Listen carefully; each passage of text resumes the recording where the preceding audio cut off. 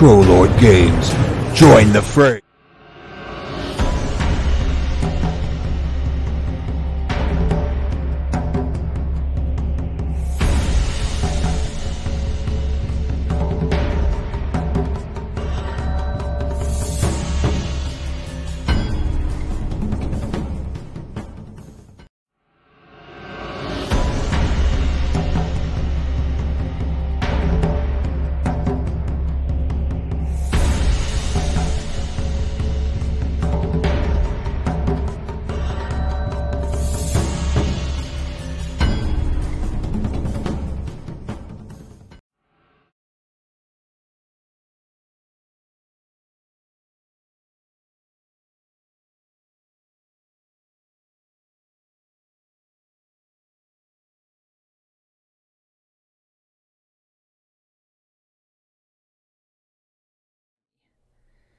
All right, let's do that again. Okay, hello everybody. This is Sam Dillon. I am your castle keeper for the evening, and we are playing Castles and Crusades. This is the Pools of Narrheit game, and we are starting session number 9. And I am here with my awesome players who will introduce themselves. Let's start with Chris. Hey, hi everyone, I'm Chris. I am playing Leonese Wallenda, who is an Orlu, so a magic-using elf who's also a fighter.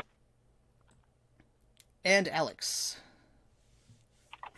Hey guys, I'm Alex. I'll be playing, I think, Bert for a little bit, and then who is a halfling rogue, and then probably bring in my other character, Gillian Flynn, a halfling archer. Excellent. And let's go with George next. Hi, I'm George. I'll be playing Jake Tildor, Cleric of Durndale. Excellent. Richard. Hi, Richard Clayton. I'll be playing Bernie Combe, the erstwhile axe man for the party. And Matt. What's going on, everybody? My name is playing Xeno Lestimus Faye at the beginning, and then probably bringing in another character later on. And last but not least, Robert. Hi, I'm Robert, playing Recknett Sourbeard, a Runemark dwarf, or Dwarven Runemark. I'll keep telling him all that are in game. Because it takes lots of experience. So for the audience, the ones who are going to switch characters, it's because they are about to level up. And so in this game, we are sending them away while they level up so they can get some training, which means the player has to bring in a new PC. And then the old PC will come back once they have sort of gained the skills they need and spent the money and resources that they are required to spend to level up. So, who wants to do the recap? Dun, dun, dun.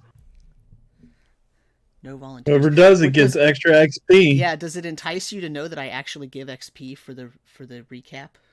I'm not sure I've made that explicit at this point. It does, but I'm not clear on the ending of last week, so I need someone to enlighten me. I know, I'm also trying to remember what we did. So we had gone to Half Hill. We ended up by... Let's see, where do we start? Oh, that's right, we got attacked by a bunch of goblins. So we got, on our way to Half Hill, we got attacked by a bunch of goblins. And managed to get past them, see another lot set up. We get to Half Hill and tell the mayor all about the goblin threat, but he's not interested at all. And we also met the interesting barmaid, Irina, who said she'd go off and find the herbalist, and we discover that when the herbalist arrives, several hours later, it is Irina dressed up as a herbalist with twigs and all over her clothes and a new set of clothes and acting like she's somebody different. We sold a bunch of the weapons we got to the captain of the guard. For practically nothing. Right, we kind of gave them away so they could protect themselves against the goblins. Not that they seemed particularly interested. Although she was quite cognizant of the threat. And then I believe we made our way, or were about to make our way, to Interlaken. think we took out another group of goblins. We found kind of the main encampment. Oh, of we goblins. did. That's right. We took out another group. We had to rescue our donkey. That's the whole point. We need the donkey. Yeah. We rescued the donkey. That's right.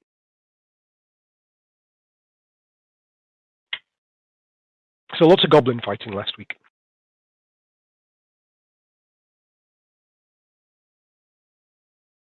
And when we... Oh, no, that's right. We were heading back to Inderlafen, and we took over the goblin camp, basically.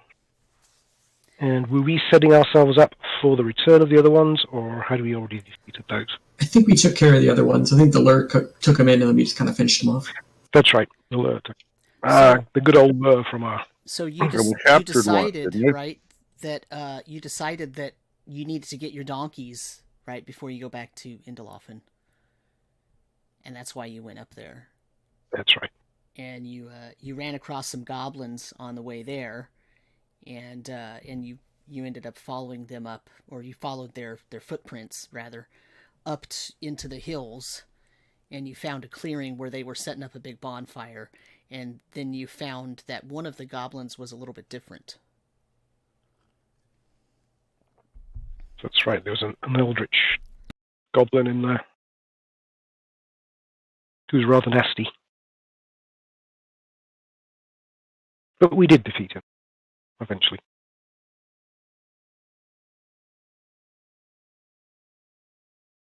Do you remember the names of the people in town?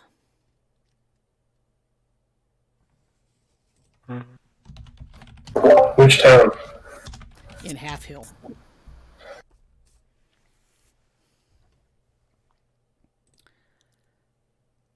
No, I just had the mayor, Irina, and I can't remember the name of the captain of the guard. It was the innkeeper, too, and I don't remember his name either. Lori Lovefeet was the captain of the guard. Rodan/Irina. I believe, let's see, Solo of the Solo's Tavern. I have no idea who the mayor was. The mayor was Cormano Bramblebaker.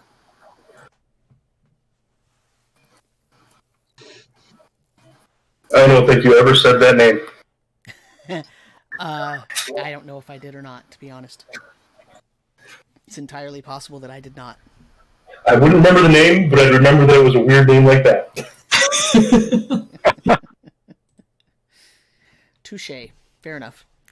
Okay, so that's a pretty good recap. What happened at the end of the goblin battle? So you destroyed the first group of goblins, and then you waited in ambush for the second group to come in, and one of them led one of your mule in, right? Your donkey, right?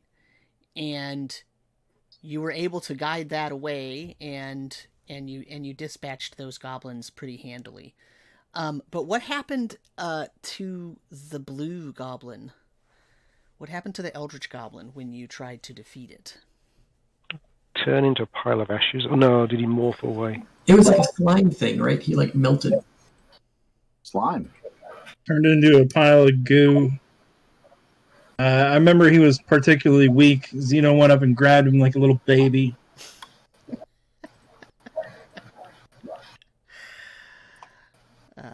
Okay. The Fey Vampire faded away. I'll be back to the Fey realm. I don't know what happened to Eldritch Goblin. Something about goo sounded right, but I don't know if that was that one. Yeah. Yeah, as I was grabbing him, he kind of disintegrated and turned all icky under my hands. Turned into a pile of goo, and then I threw the holy water on him, and he started boiling and evaporating. Yeah.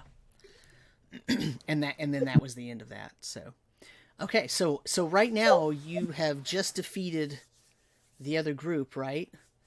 And you now have your donkey. And what are you going to do? I think we're heading back to Indolph. We're going to head back to... Yeah.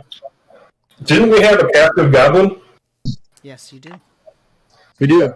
We're taken back to prove the point about the goblins raiding and being in the area. You're going to take him to Inderlafen or to Half Hill? I thought we said Inderlafen to make them realize that they're here. Yeah, I Yeah. think that's a good My one. grandpappy always told me goblins traveled better dead than alive.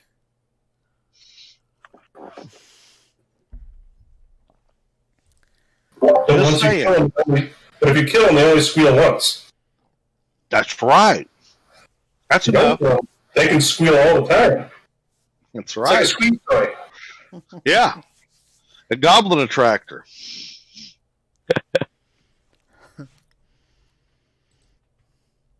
So I guess the question is, are you going to interrogate him, or are you just going to bind him up and carry him back to Indelofen and give him to the Baron? I'm going to ask him a couple questions. Yeah, I mean, So- while we got him right here, I'm going to ask him, what are you doing in this area, creature? Filth.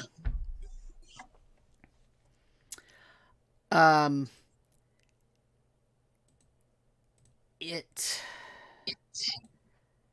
sort of shrinks back from you and says, Master made us come this way. What master do you speak of? Master. And he points over to where your pile of goo is. I also am going to point at the pile of goo and tell me of your master. What do you know of him? Master powerful. But not as powerful as us. Gather all How many the more goblins are... You How many small more in this area? bandit. We may be small, but we are strong. And I'm going to point to the pile of goo again. How many more of these kind are in the area? There's only one master. Who does the master serve?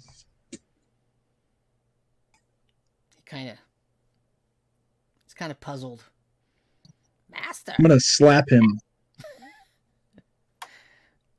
I'm going to slap this lying goblin and be like, I'm going to say the word Narrheit and see how he reacts.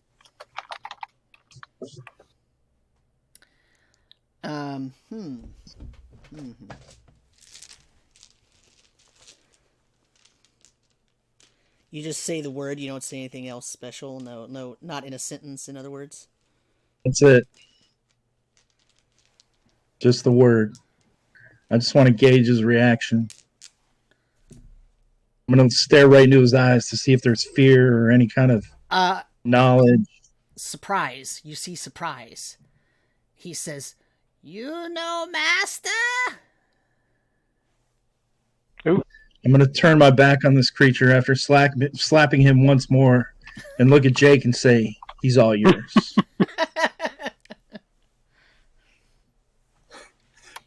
Jake slowly slides the bastard sword out of the scabbard and will attempt to get rid of the goblin once and for all. What are you doing? You're just going to coup de grace him? Yeah. Okay. Yeah, he dies.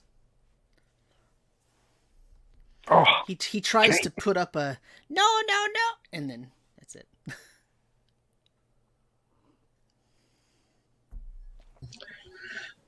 Yeah, so since we have time, I'll collect some ears of the goblins that we've killed, so we have some proof. This concerns me. I suspect that this Eldritch Goblin was working under the auspices of some kind of Narrheit religion, cult. This is very concerning. I think we already got a bag full of heads. I think we have plenty of proof. Yeah, there may be treasure in lieu of the ears. Okay.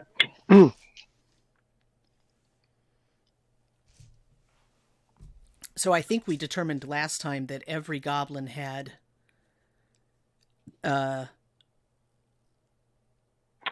a short sword or dagger, and some of them Right. had short bows, right? I think, did you Right. already take all that equipment off? Thought so. I don't know if we did it this group. Right. We'd collected. I don't know if we collected out of this lot. We did out the first one. We sold them. Yeah, I think that was just from that first group when we were going to Half-Hill for the first time. Okay. Right. So in this case, then there were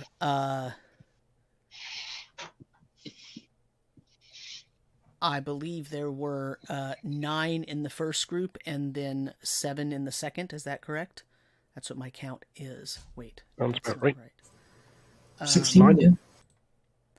I think there were 20 total. That's entirely oh yeah, 11 in the first group, 9 in the second.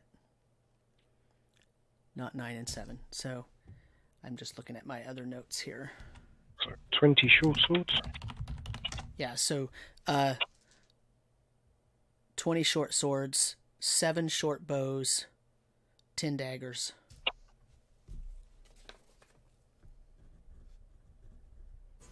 That's pretty good.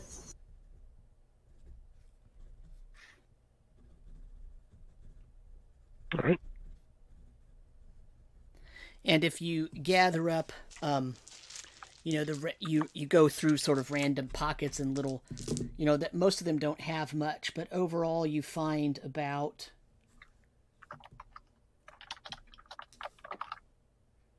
42 copper pieces. Oh, that sounds about the same number as we sold those other. Somebody sold those other things this time. Ooh, 7 copper pieces each. Okay, it was the principle of it, right? It wasn't about the money. It was all about helping defeat the goblins and defending the halfling. Okay, you could sort down with a lot of money and everything. Could actually utilize it for metal. It's a tax write-off.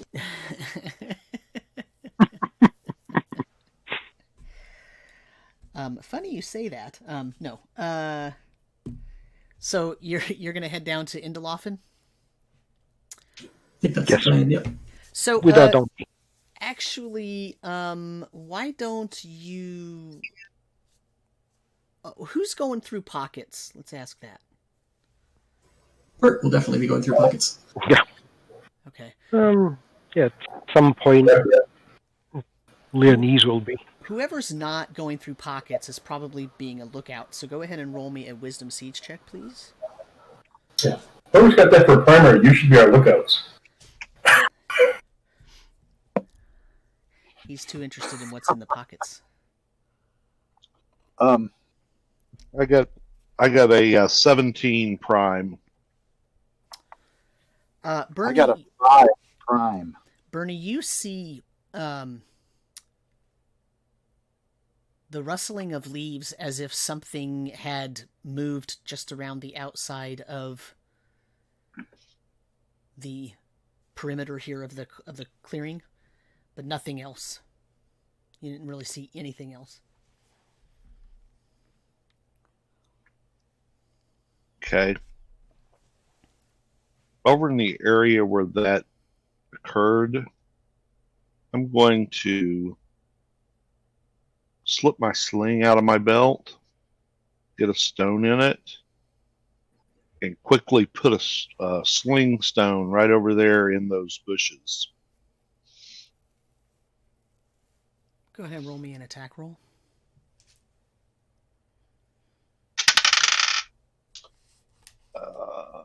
Let's see.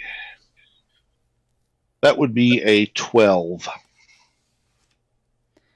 Your sling just goes into the bushes. Nothing else happens. Okay.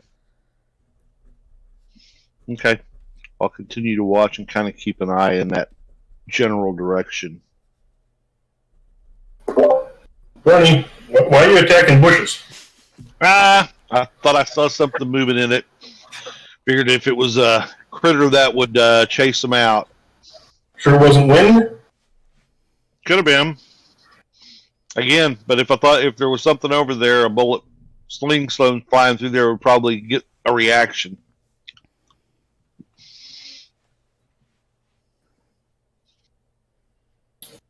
So you're saying we may not be alone?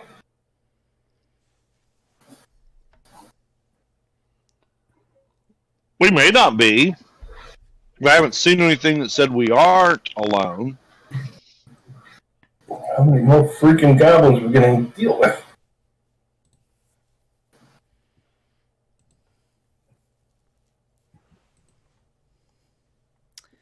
And there may be. You know, I think we thought there were more than this up here.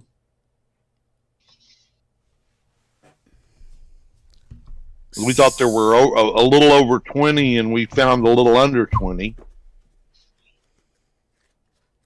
Yeah, there could still be a couple kicking around. Yeah. Then we probably should perhaps finish up what we're doing here. Toss these goblins on the bodies on the fire and get the heck out of here, or prepare for another attack. As you're talking, you see some lights. Well, Bernie doesn't see him because he's looking at the area where he saw movement. On the opposite side of the clearing, there are some lights just on the other side of the tree line. They almost look like torches.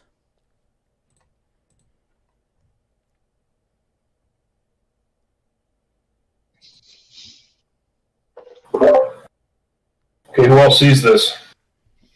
Everyone but Bernie. And the people rifling through the...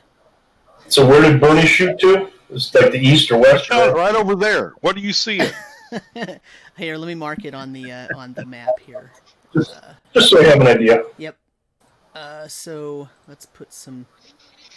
Let's make it blue. So Bernie shot like over in this area right here, and you're seeing the lights over here.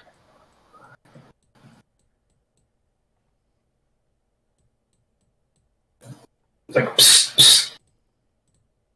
Kind of point over that direction and hunker down and kind of hide behind the fire.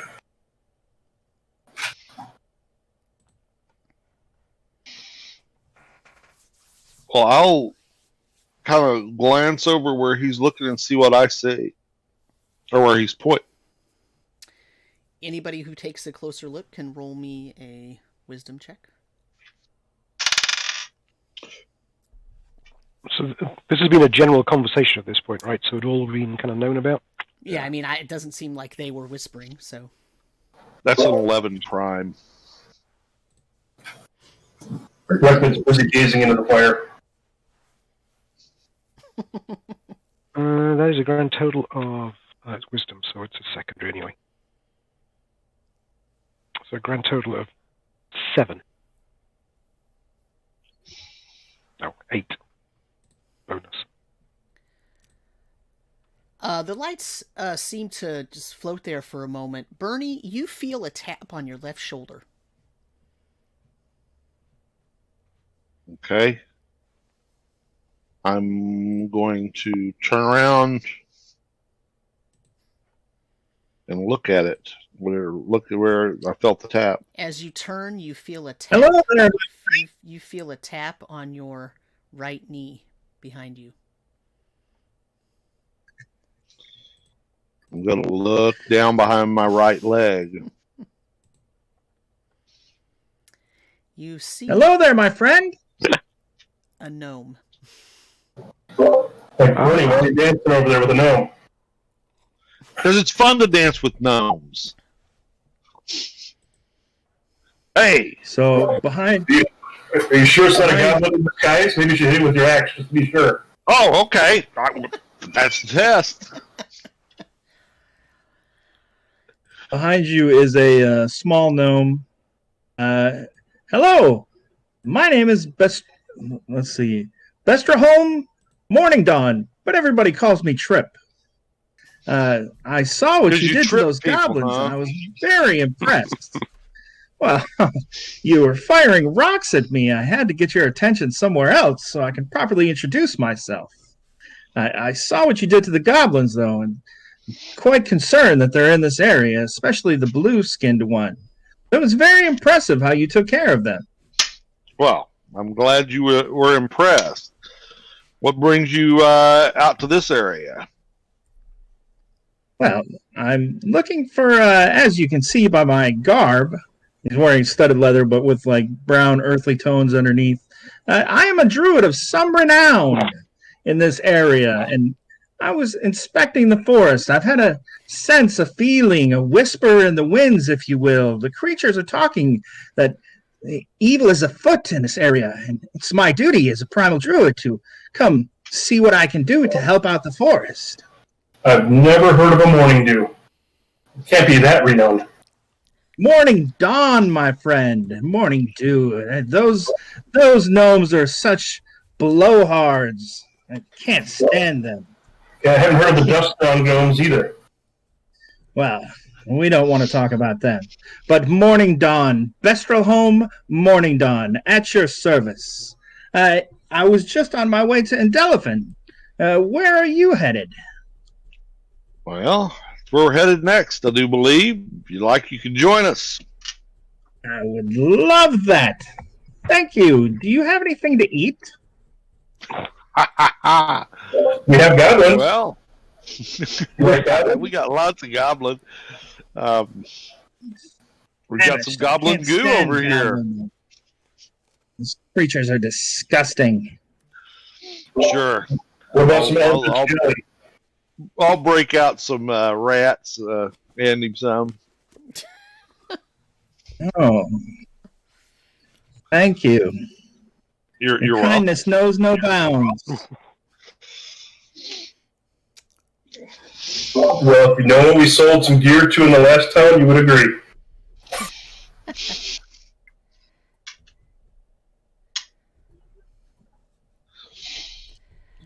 So Jake, this is now the second druid that you have come into contact with in a day and a half.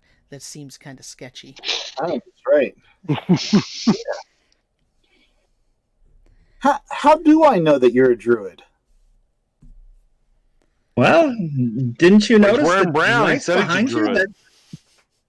The lights behind you that distracted your entire party. I could have snuck up behind this huge behemoth and instantly kneecapped him if I wanted to. I mean, it was so easy to distract you. I'm surprised a little bit that you got the jump on that blue-skinned heathen. I look back at Zeno, and I'm like, do you think that this could be the blue-skinned creature that we fought? He looks Like very with small. Narrheit to me. Kind of infiltrate. Perhaps we should keep an eye on him. Way too convenient to show up all of a sudden. Yeah. What do you say, gnome? Are you speaking of me? I told you what I'm doing in the area. Strange mushrooms growing. I walked by some kind of giant nest in the ground with flying creatures. Do you believe that at all for one moment, Zeno?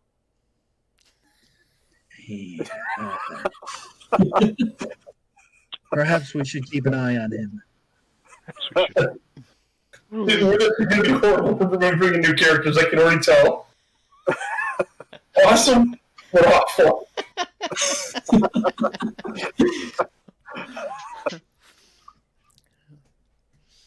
I'm just going to take the week off while Jake trains.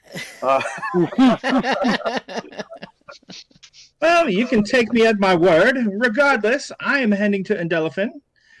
So I guess I'll be on my way. You can, of course, join my party if you like. Your party? You have a party? No party. Dexter! And he looks behind him, and there's a small squirrel standing on the tree. Don't you see Dexter right there by that tree? And look, a little further beyond, you can barely make out that fox right there. That's Rebecca. Hey, the creatures of the woods are my party. Do you control the creatures of the woods? I've been known to communicate them. Control is a strong word. They are their own creatures. They have their own minds. No one should control a wild creature that runs wildly. That That's what the druid said back at the inn as well. That druid, yes, that druid. And I do seem to remember that did she not actually do some heal good with her salves? Yeah, do you make bitter potions? You're going to heal Jake up some more. Alas, I don't have the ability to make potions, but I'm quite proficient in the identification of various plants and herbs and poultices. Do you have someone in need of healing? The person over there who seems to have leaves and sticks all over him? Is he impersonating a tree?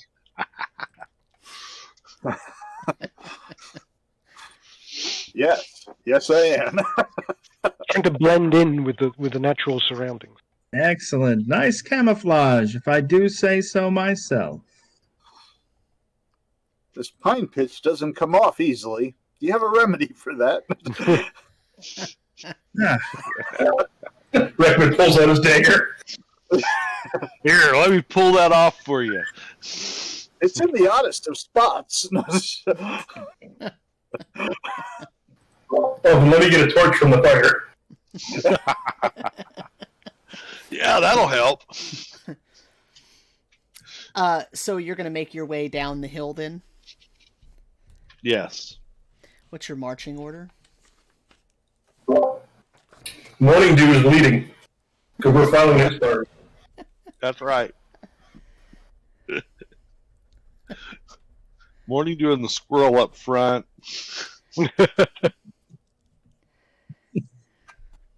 Thank you, Bertie. Of course, these woods are like my second home. I don't mind going first at all.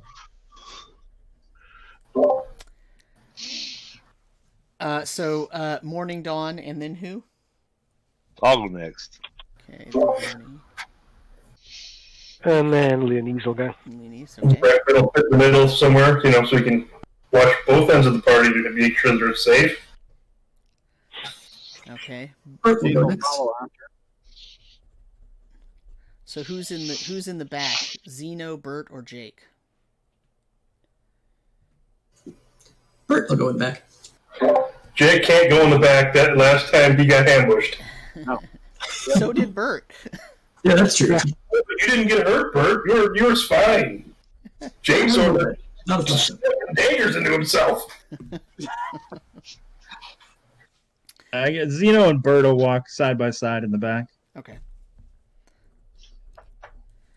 All right.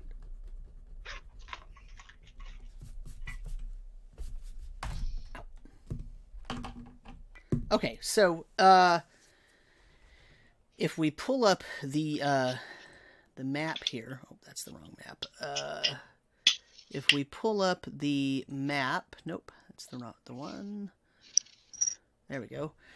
Our map of the region. Okay, we are. I can actually pull. Let me pull that up on Owlbear instead. If we open up the map of the region, what we find out is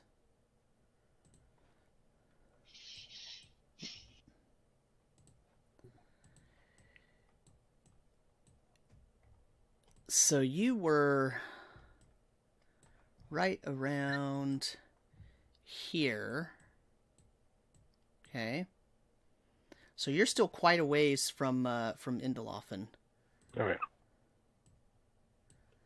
Yeah, but it's mainly downhill from here. Sure. So, what kind of a route would you like to take, I guess, is what I'm asking. Are you going to try to go back through the mushroom forest, or are you just going to skirt the edge of this wood and go south till you hit the road? So we're going to go southeast until we hit the road. Yeah, I'm trying to draw a line. It's just not working. Yeah, this thing retaliates sometimes. I got it done. So you're going to do kind of like this? Yeah. Yeah. So I find the darn line thing. Okay. That works. All right, so... Yeah, I estimate it's about 2.5 miles to the trail track road, and I don't know how far it is to town, but... Yeah, and then it's about another... It's Another 4 miles or so. Yeah, it's about 3.5, 4 miles from there. So you're talking about a good 6-mile trek here. So that's not going to take you all that long, right? But it's going to take you a while, because you're going to move at the pace of the slowest person. Oh, the gnome Yeah. and the halfling. No, it's Jake. It is.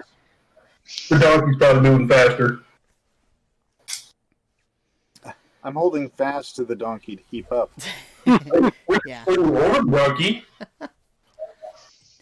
So it's going to be about 5-6 hours before you get back. Now, once you get on the road, you're going to move a lot faster because you're presuming it's going to be safer. But you also know that you hit or found. I guess you didn't hit. You found some goblins last time you were, traveling on the road. So, or near the road, because you were up. That was in the wilderness beyond Half Hill. We're not worried down here. Yeah. Yeah, it's really safe, I promise. Sure. Nothing could go wrong. Nothing could go wrong. So actually nothing does go wrong. You make it all the way to Indelhofen. And as you I can throw the town map up here now. As you come into town, you're coming in here we go.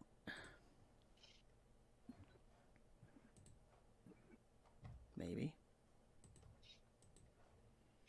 not. There it goes. So as you come into town, you're coming in. I guess I'm asking how you're going to come into town, because the road. I probably shouldn't have taken us off that map so soon, but the road comes in and it comes down like this, and it comes down from the side. So unless you try to cross the river, that's how you're coming in. Is that what everybody is assuming? Okay. Yeah. Okay, so that part of the road actually has a watchtower. That is the way we went out. Yep, it is. So you're coming in here. There's actually a gate here and a wall. Okay, so because you're coming in through here. Now you know that in this watchtower is a militia member. Sometimes it's even the captain of the militia or the leader of the militia who is on watch at that tower, because that tower is closest to the Oxwood. So if you want to stop and present your goblin evidence, you could do it there, or you could go look for some other way to do that later. Yeah, I think we should do that right now, right there, and we present ourselves and let them know that, our party's coming in. Right. Okay. So the town gates are open, and as you can see, the tower there is, that watchtower is just right on the inside of that town gate. And there is someone standing outside of the town gate, and they are wearing the little patch. They're wearing a tunic over some sort of chintzy leather armor, and they have a little patch on their shoulder. And if you've been in town any length of time, which I think a couple of you have, Yeah.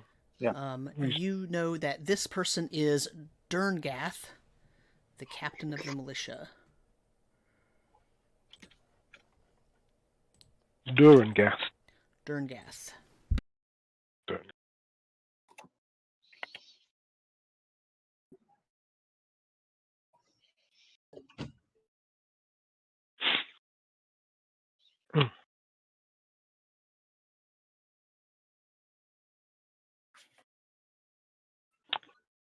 He needs to look at Rekmit and kind of go, point ahead and say, you know him.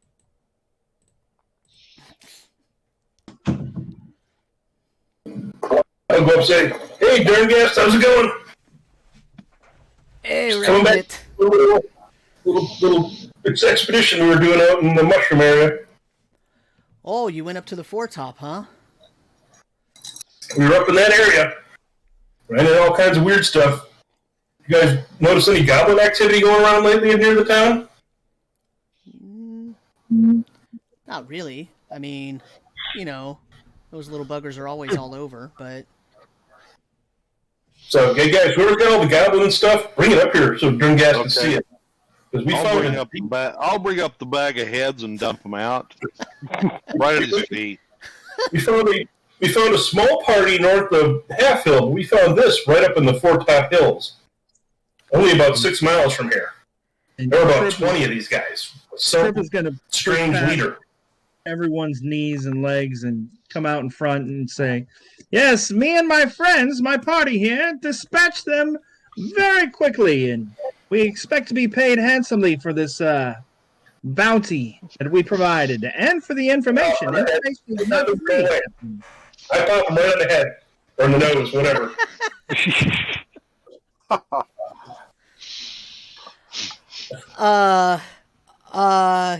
I think maybe you should pick these heads up and bring them inside. I don't think the townsfolk want to see these. Come on, and he kind of picks one up. Oh, they're dead. They ain't gonna do anything to you. Hey, Stream Dude, keep it down for right now. Wait until you're fully with us. You just joined us to get back to town so far. Just remember, it's easier for you to bop me on the head, but it's easier for me to bop you somewhere else. So don't touch my head again, please. Well, then just pipe down a little there, you little guy.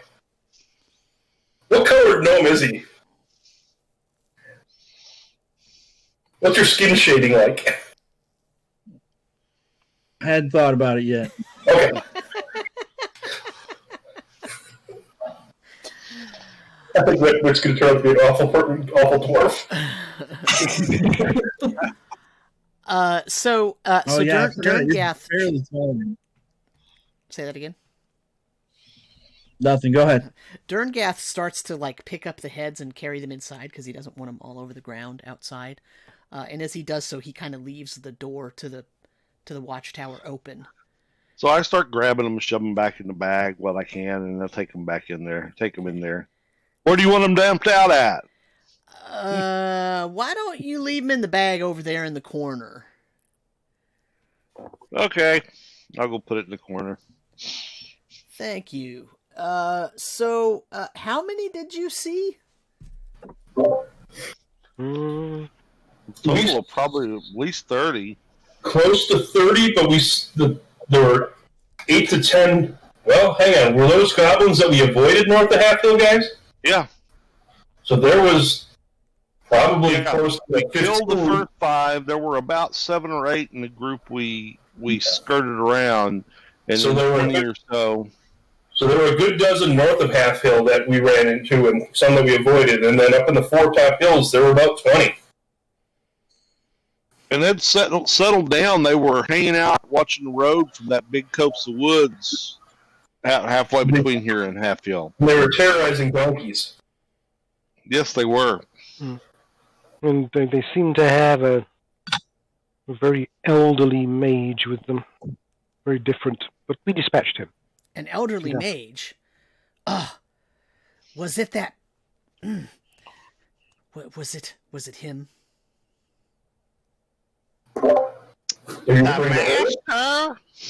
No, Horace, you know. No. Oh, Horace. We haven't run into Horace yet. But if we do you want us to bring him back alive if we can? We've been looking for him for weeks now, that bastard. Word is he took some people out of the monastery up there, out of the cathedral, you know. Out of Elor's people, you know, he took them. Oh, yeah, we talked to them. We were planning on trying to find them. We haven't run into them yet, though. We had to come back to town and we would bring all this back and let you guys know and find out what's going on. Yeah, we'll find out if there's any bounties. Well, there's really no bounty. I mean, I think that if you brought Horace back, you could probably get a bounty out of Baron Craystock, but I there's nothing written right now, because honestly, I think he just hopes that he never comes back. Okay. He's a problem think he he doesn't want to deal with. Do you think he wrote the horse back in pieces or in one piece? I think he'd be okay. He'd be okay if we never heard from Horace again and had proof of it. Okay, that's good to know. We may be able to help I with don't think that's a good thing. I think that's wrong.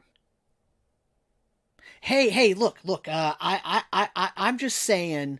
No, that's wrong. I think that's what the Baron wants, right? He doesn't want to have to advertise that he wants this person gone and he'll pay for it. But and you support this man?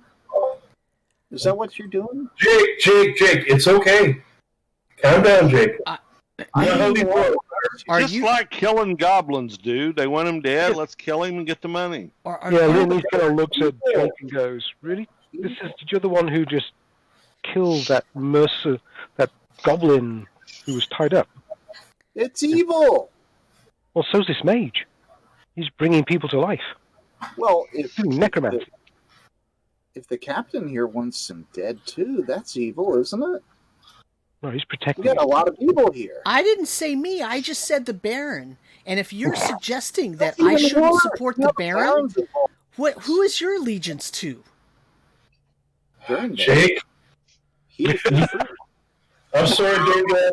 He's one of those Durandale zealots. He's allegiance to the divine entity and not to our Baron, but he does follow the Baron.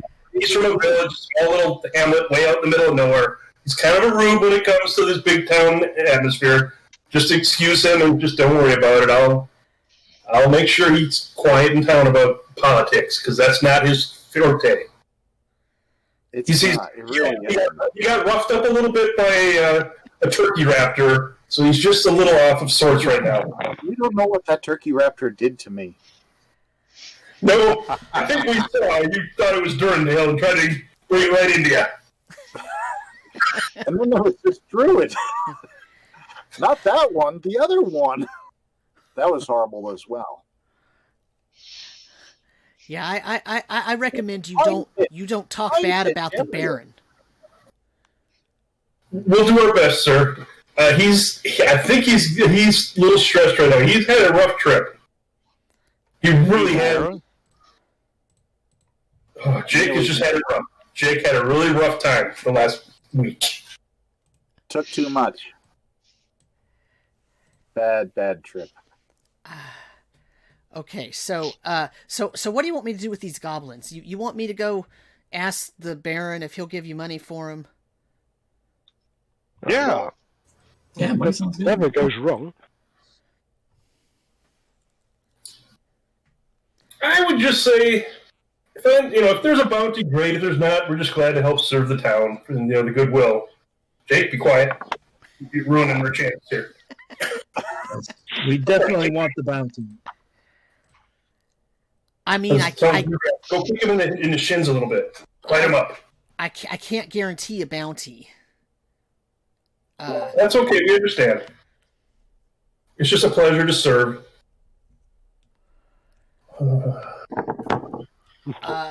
I mean, all right. So I guess when my shift gets over, I'll take these over and I'll talk to Trestle and we'll see if the Baron will see me about it. That's probably a better idea than us going there. I'm not sure Jake is in the right mind to be anywhere near anyone. That actually is true. We should just put it with 150 yards of the Baron. Hey, reckon if we gotta wrestle the guy for it, I'm up for it. Guys, we're not out in the middle of nowhere right now fighting goblins. Remember, we're back in the town. Well, I said wrestle. I didn't say chop the guy. I still have to live here. Okay, what, you guys don't wrestle here? I just started heading to town. I don't even answer.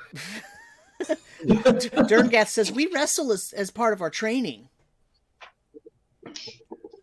You don't settle disputes that way? What kind of backwater place is this? We're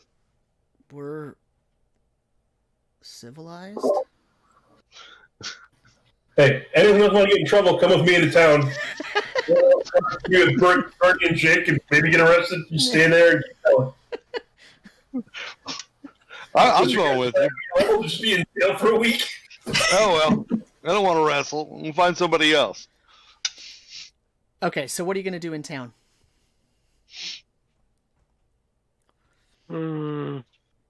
I know what your number one order of business should be. What's the whole reason you went back into Foretop? Yeah, Bert's gonna try to find someone who looks knowledgeable in roguish ways here. Yeah, while you're doing that, we're going to take the donkey, Parsnips, or whatever his name is, back to the... shoot, I got the wrong map up. Where is it? It's the... that's not the map. The stables, the blacksmith and stables. Yeah, that's the first place we're going. Okay. Zeno rented the donkey, so he's going to make sure he returns it. So let's... I'll put my map up here so that you can see the labels. And you guys going to want to try and sell off any of these swords and bows and stuff? We should definitely see if we can get anything for them. Did we get any good arrows with those too? You probably got 30 or 40 decent arrows. Most of them weren't all that great, to be honest. That's what I was Oh, have we left Durngast yet? Because we could ask if the militia could use any of these and donate like a quarter of them to the militia. Kind of get some goodwill. I'm not donating my part. You're right. You don't have a part. To be paid. You don't have a part. You don't have a part yet, so that's okay. Of course I do. I was helping you from the woods. I told you I saw the whole thing. Casting spells, distracting the goblins. I was as much a part of that fight as you were. You can think that. You are welcome to your opinion. Why does this dwarf keep talking to me like he's in charge? Does he speak for you all? I don't Especially think we have you, Giant? He looks at Bernie. Does the dwarf speak for you, Giant? Speaks for whoever he wants to speak for. I'm just along for the killing, so... Well, we're all one party now, so each splits it equally. He's going to be one of these gnomes who just like grafts himself to Bernie's leg. Well, I know this really cool bar where we can go throw some axes. I go to boat. I go, hey, boat doesn't know. That's my meat shield. More grumbling in the last 10 minutes than I have in the last year. So, Bert, can you roll me an intelligence siege check, please? Yeah.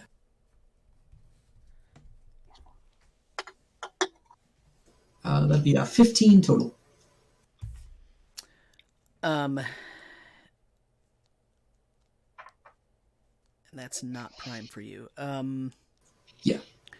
So it's going to take you a while to find the information that you need to find in order to find your mentor, but you definitely will be able to do that. But it's going to be, hours of kind of hanging out in the quote right places and observing and talking to people and observing some more and figuring out who's trustworthy and who might know something. But you will eventually find someone. Okay, and so you and I can do that off screen in terms of name and all that stuff, because none of the other PCs will be around when that happens. But the question I have for you is, are you going to are you going to tell anybody that you're going to be away for a while, or how are you going to deal with the party in terms of that? I think Bert, actually, the way he is, he would probably just slink off. He wouldn't say anything. Okay. Sounds good. So as you're all going around town, and Zeno specifically is going to go back to the stables to return the donkey. Everyone, I don't know if you all split up or what, but eventually you realize Bert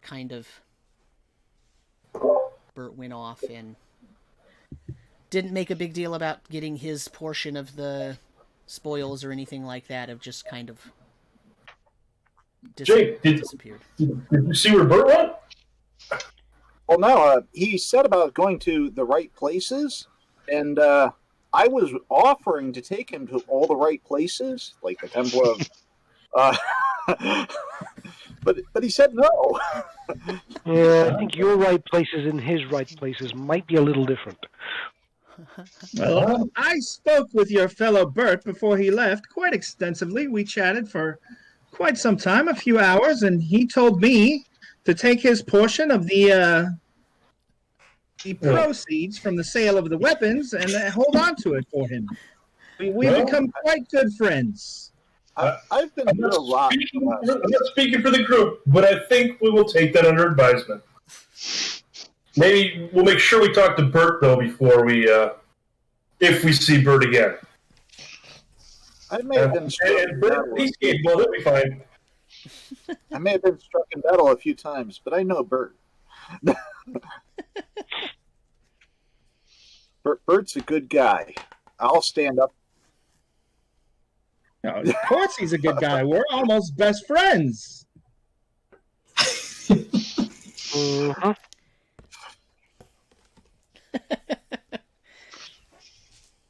What some people will do for 7 copper pieces. So Zeno, you return the donkey. Anything else you want to do at the stables? Shopkeeper, thank you for the loan of your pack animal, and as you can see, it is returned unharmed and in better condition, having worked very well for us. Thank you very much. Thank you.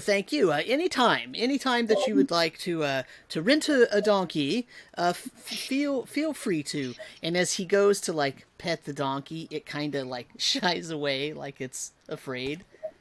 And he goes, Oh. Anyway, maybe she's just hungry, and he kind of leads her away to lead her to the. Can't help it. You're attached to us. That magic night, Zeno, the donkey, the full moon. No. And then Zeno is going to gather the rest of the group, and I'm sorry, my friends. I have become lost without a god to follow, and I promised that this pilgrimage was to find more out about different gods. I have learned of Durandale and his sometimes overzealous impulses. But I must take time away from you to discover new gods, to see which path I choose to follow. I will meet again with you soon. Well, it's been a pleasure. But now I must take my leave.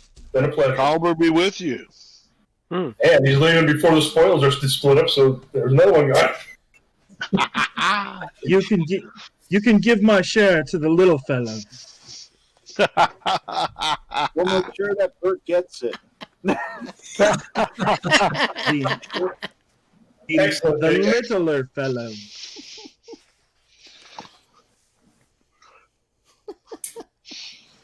Oh boy. I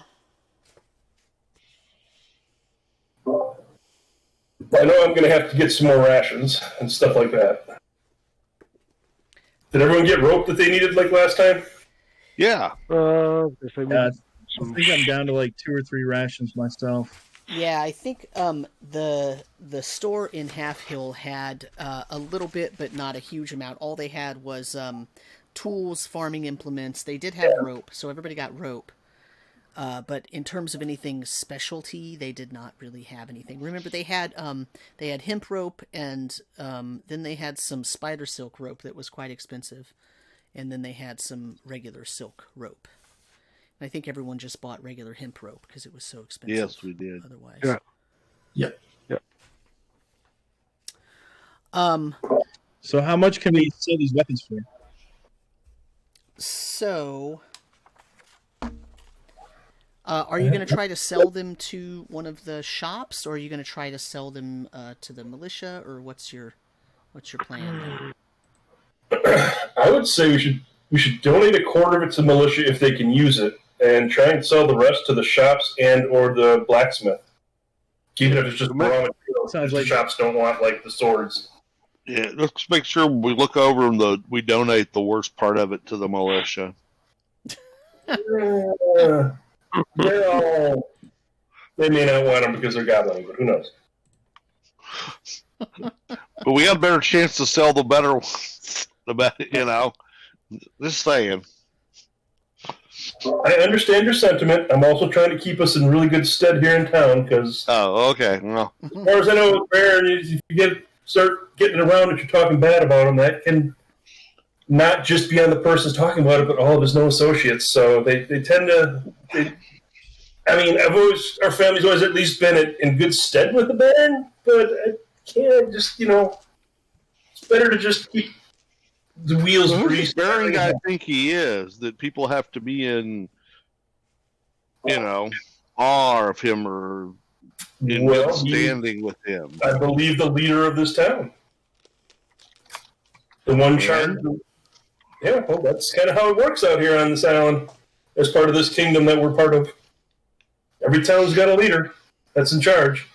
Okay. So now I've tallied 2 complaints about the Baron in one session. This is not exactly what I was expecting, but okay.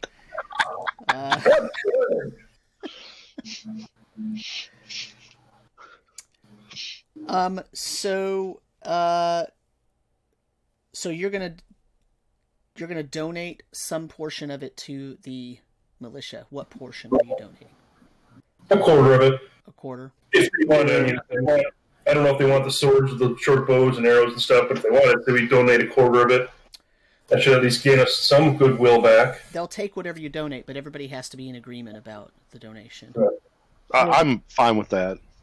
Yeah, I think it's a good move. Yeah, not a problem. Sounds good. So that leaves 15 short swords and 5 short bows and 7 daggers that you're going to sell. Take them to the best shop.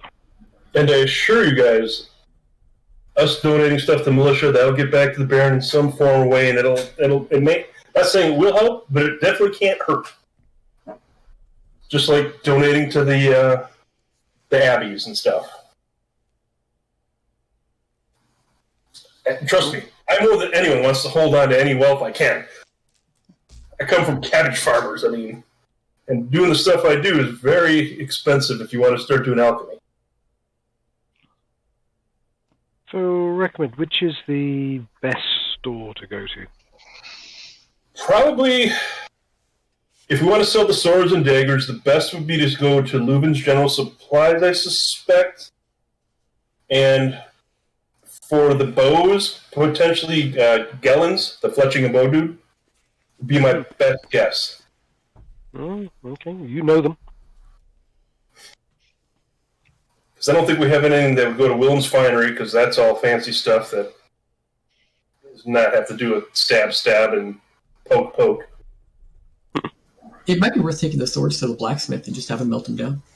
Well, like I said, if Leuven's doesn't want them, then that would be my suggestion. We could take it to the blacksmith that he could utilize it as raw material. Got it. And if he doesn't want it, then I don't know.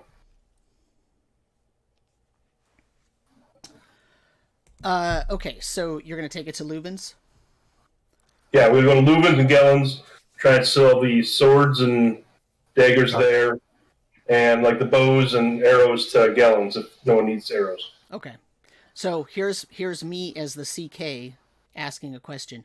Do you want to role play this, or you just want me to tell you what they offer you? I'm all for offer. Yeah. Yeah. Yeah. Okay. They offer you 250 gold.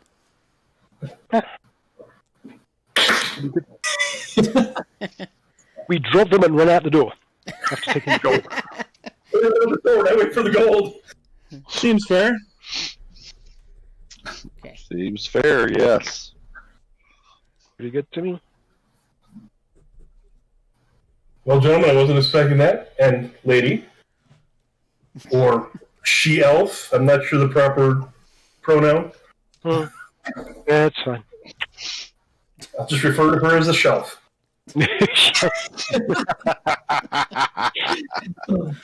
Oh no. Okay, so what next? Hey, we have money. Yeah. How many of us are That was left? divided up. So Bert is not with you, and Zeno is not with you, but you now have Trip with you, and Alex has another character that's going to be introduced before you leave town again. So, any of these places in town, Rahmat, any of these places put money away for you? Ooh. Yes. There's a place near a farm here that I know would take care of your stuff. It might be called Reckman's Hidey Hole. Well, I was just thinking we got money for two people who aren't here. It might be good to put it someplace safe instead of carrying it around with us. I don't think the money lender / exchange would keep money. Do I know anyone, Samuel? What about the Abbey? Yeah, so the money lender will store money if you are from one of the more upper class families and you have an account with them, or if you're a merchant and you have an account with them and none of you do, so that's probably out. The Baron, of course, stores money. He stores the city treasury. The St. Elor's, or not St. Elor's, the Abbey of Elor does have a treasury, but it's not really for people to store gold. Okay. The majority of people here are not so wealthy that they would even have much, and the businesses either bank with the money lender or they have their own way of storing. Then the best I could offer is if we got a lockbox, we could give it to my family for them to store on the farm. That would be the best I could offer. That I lock it, and you guys hold the key, so I couldn't utilize it for supplies needed for certain equipment. I mean, the militia also probably has, places where they store things, but, none of you are militia members, so.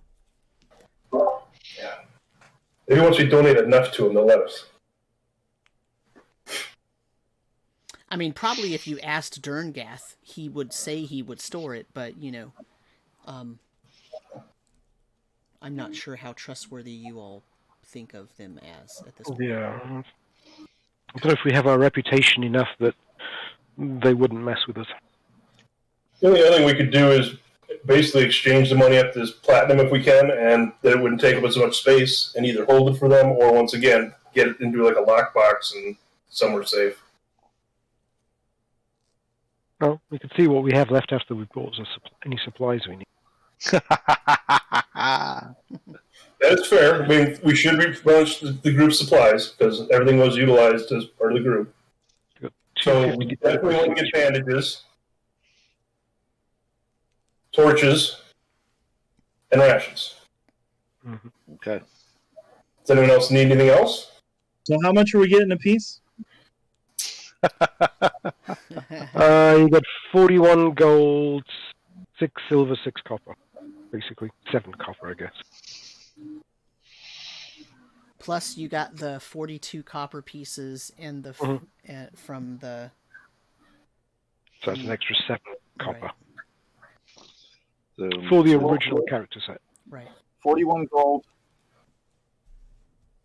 6 silver. 6 silver, 7 copper, basically.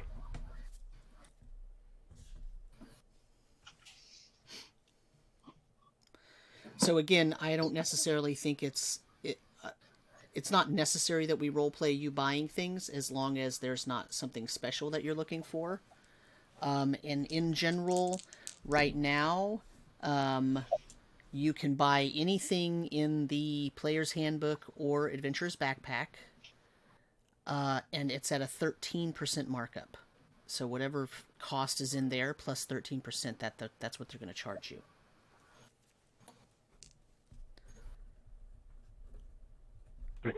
I'm going to go to the Temple of St. Luther I'll be back. I need to get my books. Yep.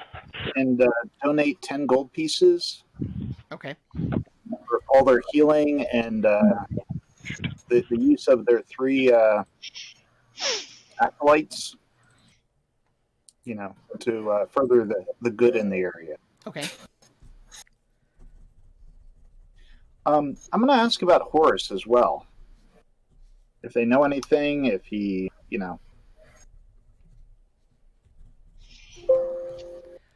In terms of what are you asking? Are you familiar with the family? Has he, was he popular in town? Do they have any opinion of him? Or is he unknown to them? So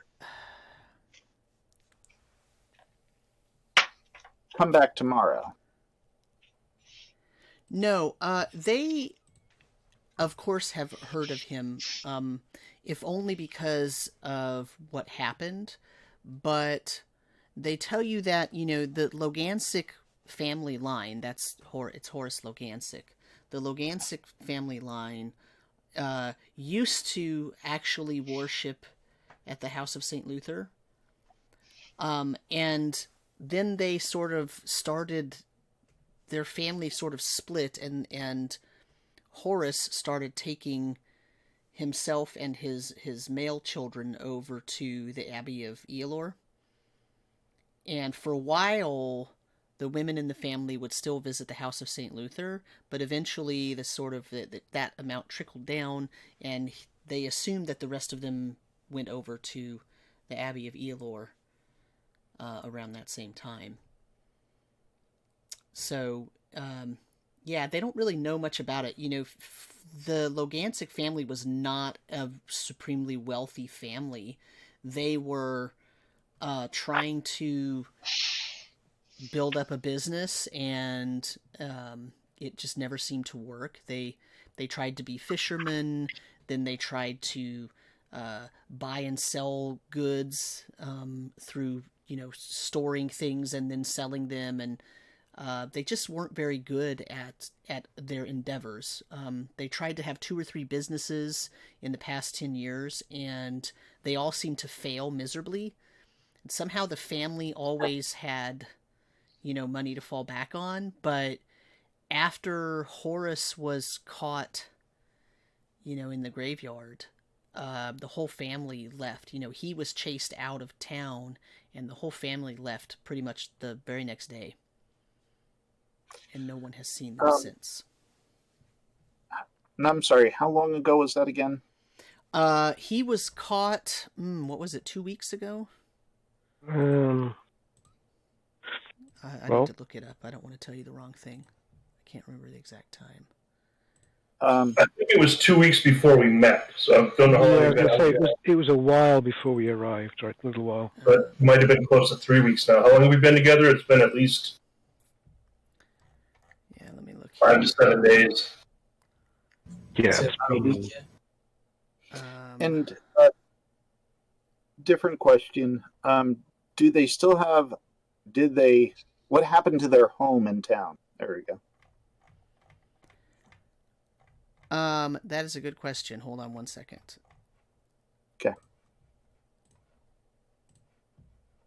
Okay.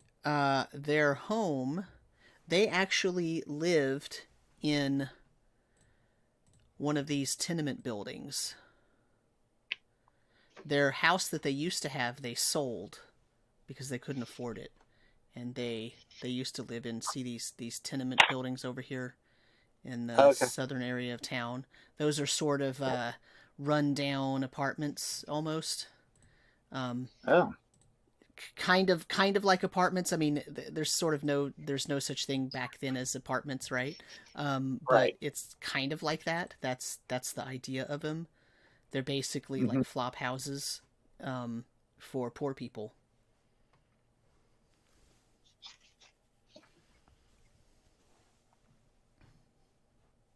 Now, the house that they lived in before they fell into such a horrible financial state was actually on the same side of the river, right behind the Dock Rats bar right there. See that the tenements right next to them is Dock Rats. That's a bar, a tavern. And their house was on that street right there. Oh. But that's been a while. They had fallen into financial hardship for at least 2 years before they were run out. In fact, that's,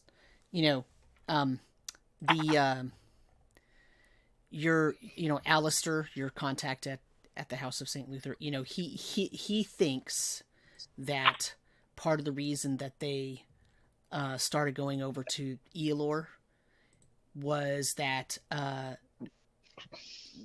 at St. Luther, everybody who worships at St. Luther donates money, and they're sort of a slightly different socioeconomic scale. Right. And he actually theorizes that the family began to become ashamed at not being able to donate as much, and their faith wavered, and that's why they left the church. Because he had never witnessed them doing anything particularly against St. Luther or Durandale until the Horace incident. He's talking about the rest of the family before that. So it's very puzzling to him, but he makes some assumptions that have to do with money and failure and lack of faith. Okay.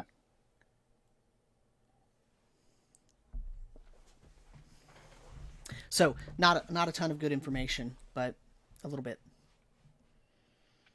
Right, but it rules out looking at the house for their prior residence. Right. Right.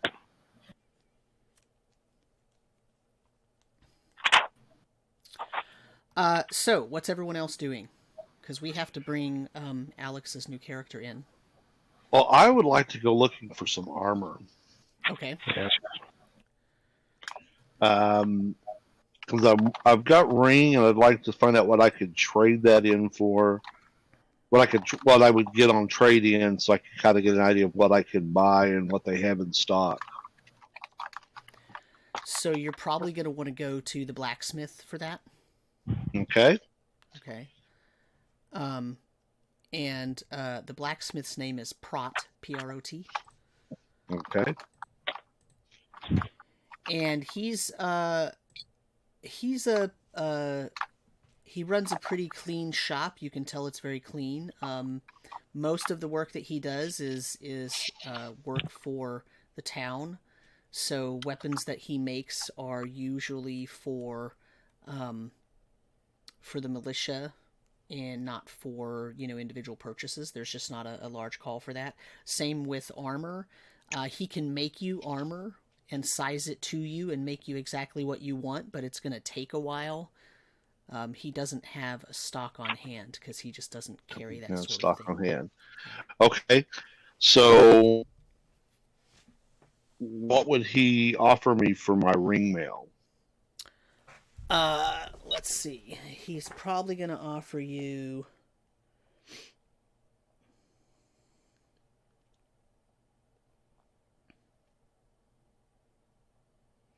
So if you want to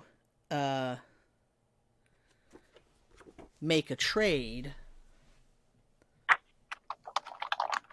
he'll make a... I mean, it sort of depends on what you want, right? What kind of armor are you looking for? Well, I mean, what I really like is brigandine, but I got to know if he could make it and if I could hit that price level.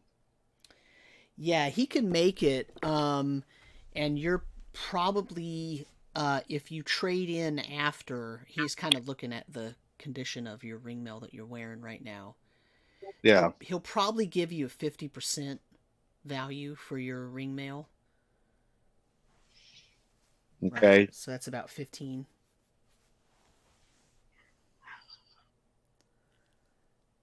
And then he's going to charge you pretty standard fees, right? So 85, but plus 10 or 15% depends on, how specialized it ends up being. Okay. So you're What's he you're want, talking and what about would needing 60 gold, probably. he need down to do it? It depends on how quick you want it. If you're just going to wait for him to finish it, which is probably going to be at least 2 weeks, maybe 3, then you don't have to put anything down. If you want it rushed, then you're going to put something down because it means he has to prioritize it and put off some of his other projects. Yeah, that's fine. Okay.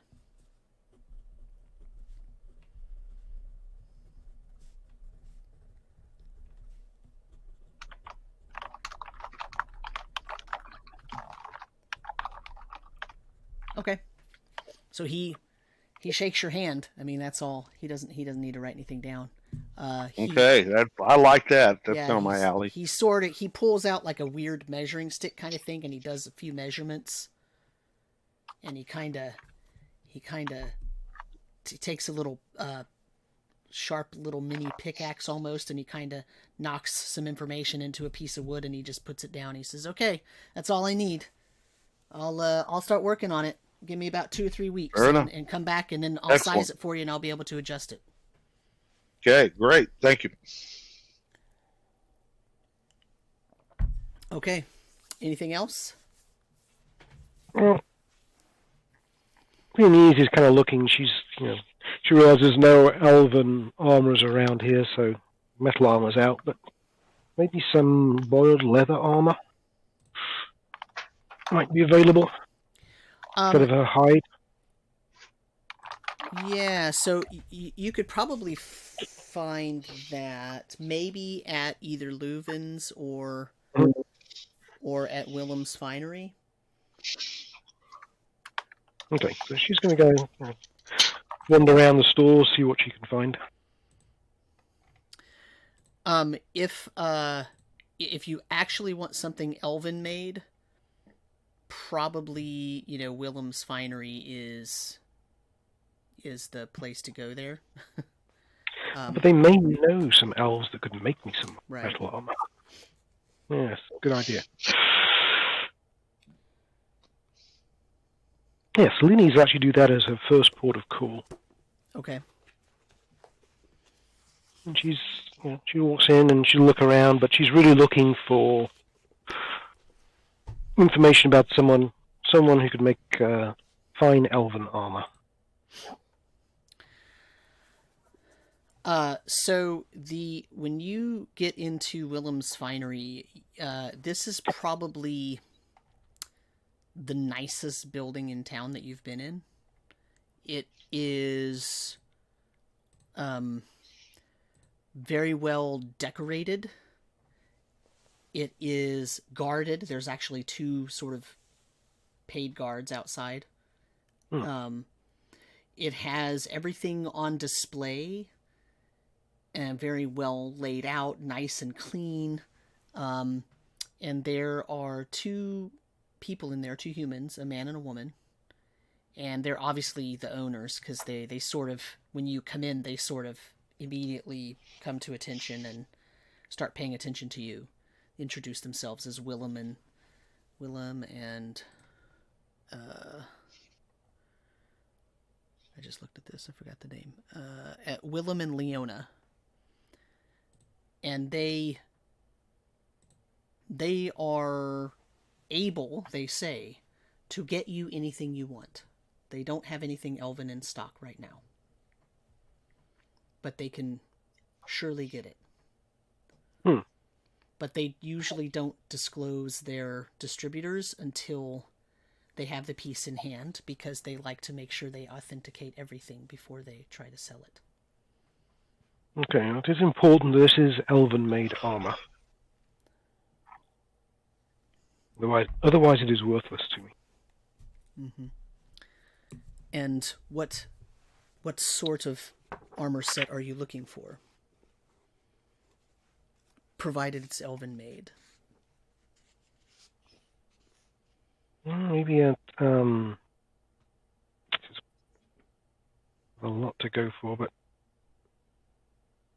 some splint mail or banded mail would be rather nice.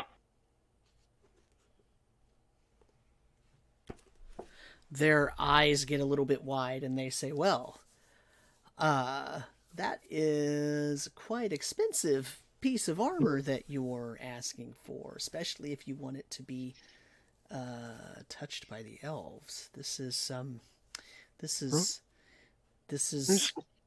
news, music to our ears, but no rush. We'll need a deposit if we're going to put in such an order. Well, that was the reason I was asking. So, what would the deposit be? 100 gold would be preferable. 50 minimum.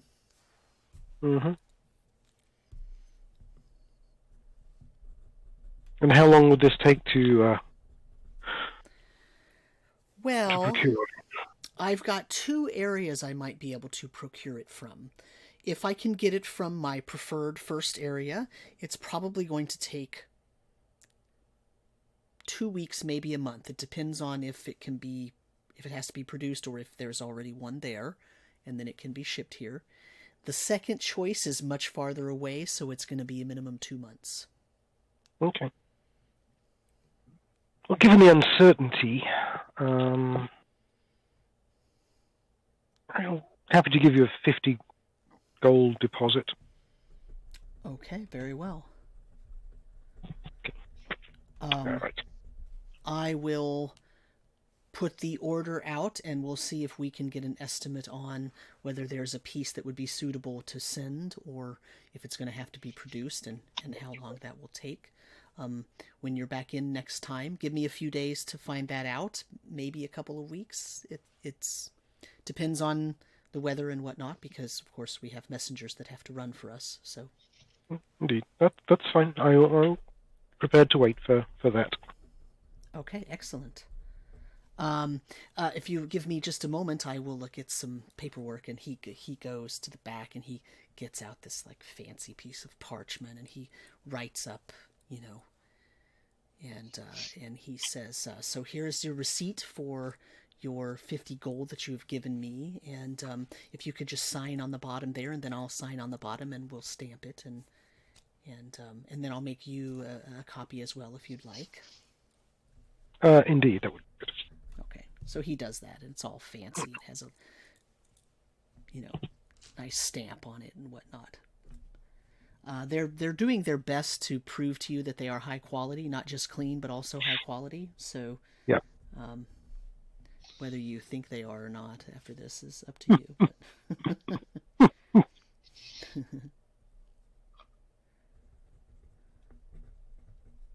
Okay. So Leonese will be, once he's finished that, happily take her receipt and thank him and bid him farewell and leave the store after having a little wander around. Sure. Okay. Anybody else? No. Okay. So let's bring Alex's new character in.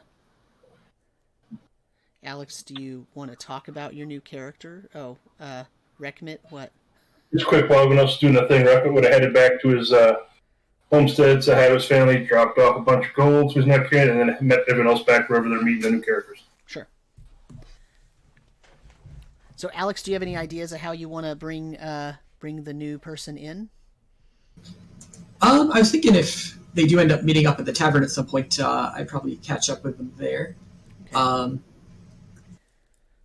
They can introduce now, or either works. Did you decide if this person is from Half Hill or from Indolophin or somewhere else? So my plan was he's from Half Hill. He heard kind of the talk of the group with the mayor about the goblins, and it's not the first time he's heard of the goblins. He was part of the militia, and they even caught some signs of them themselves. But he was just sick and tired of the mayor doing nothing about it, and so after gathering his stuff together, he followed them out down to Indolophin, and then was planning on joining them and doing something about it. Okay, so probably walking around and asking people, "Have you seen these people?" Exactly right. Yeah, trying to Okay. locate them in the town. So, Rekmit, as you're coming back to town from having visited your family, and Leonise, as you're coming out of Willem's Finery, you hear that you just hear, someone in town knows Rekmit as you're coming back down the road, says, hey, there's somebody looking for you. Just keep your eyes out, a little short fella, Cousin? And, Probably Bert. and Leonise, someone sees you come out of Willem's Finery and says, pardon me, I know that you don't really know me, but I believe there's someone looking for you. You have the ears, and so there aren't very many people like you around. So they're looking for you. It's a little bit obvious that it must be you they're speaking about. And the guy Really? looks kind of embarrassed. And You mean because I'm an elf? yes, no offense. It's just that you're, there just aren't very many of you around. So I'm sure it's you they're looking for. You know who it is and where they'd be? Probably over at the Rusty Anchor. I'm not really sure. Yeah. Okay. Well, thank you. Thank you. He walks off. Leonise looks after him, kind of puzzled. Shrugs her shoulders and kind of wanders back across the bridge. Okay, so I'm assuming that everybody's going to end up at the tavern at some point. Yeah. Yep. So, Alex, you want to introduce your character? You probably see them all enter at various times. Yeah, once I've seen the group that's there, I'll go ahead and order a couple of mugs of ale from the barkeep and kind of bring them over. And just introduce myself, say, like, "Hail, friends, my name's Gillian. I followed you from Half Hill," and I kind of give the whole backstory I just gave on the goblins and wanted to take action. So. Very nice to meet you, my friend. Welcome to my party. Your party, eh? Oh, nice to meet you. And he kind of clips him around the ear. It's not your party. We don't even know if they've accepted you yet. Damn. People of the woods.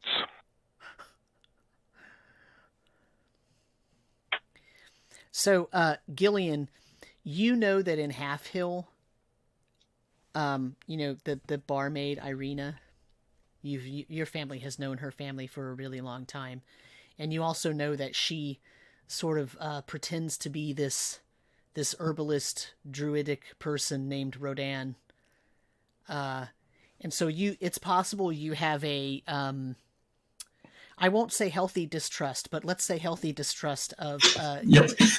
or suspicion about, right? And not that you don't trust him, but you're not sure what the powers are, because so far from Rodan you haven't really seen much, and you know that Irina kind of makes a mockery of being an alchemist druid type of person. So, yeah.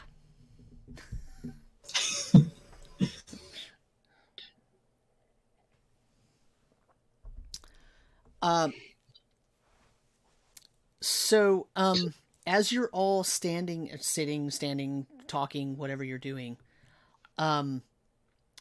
Derngath enters the Rusty Anchor, and he comes over and he says, "Well, he kind of leans down and says it quietly. He says, I took all the heads that she brought me over to the Baron. And I didn't get to talk to the Baron, but I talked to his guard captain, Tressel. And he seems to think that if you bring these in, that the Baron will be okay paying for a whole bunch more heads." Ooh. He doesn't really want to put a price because he doesn't know how many there are. So this was just a down payment to say, hey, if you bring more, there will be some kind of bounty? So... Or does he want us to bring these heads up? He accepted the heads that you brought, and he's going to give you a silver piece per head for those. Oh. Okay. Very generous with the Baron. So that's,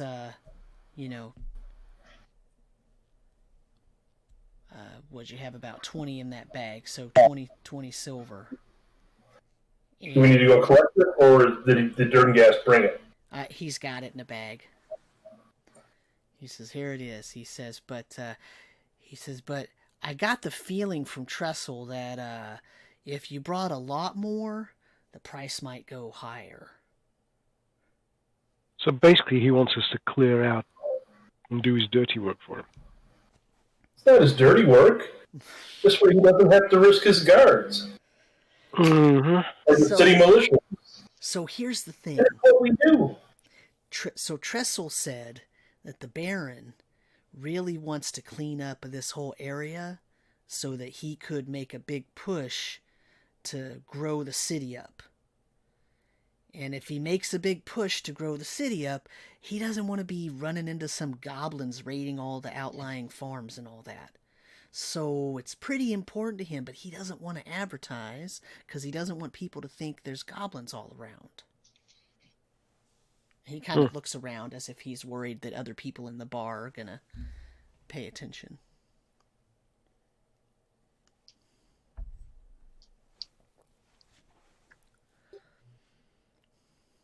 He also said, if you bring a map that shows where all the goblins are, where they're infesting, if they have big warrens or whatever they live in, they have caves, wherever they are, if you bring a map to those so that he knows where the danger areas are, even if you don't kill them all, he'll give you a bounty for the map too. And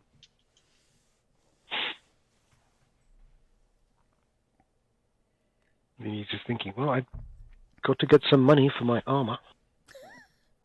I only have 2 to 3 weeks to do it. Well, so does anybody have any parchment or anything to be able to make a map with? I would have to... Actually, I say that. I have a quill. I don't actually have any parchment. I do have quill.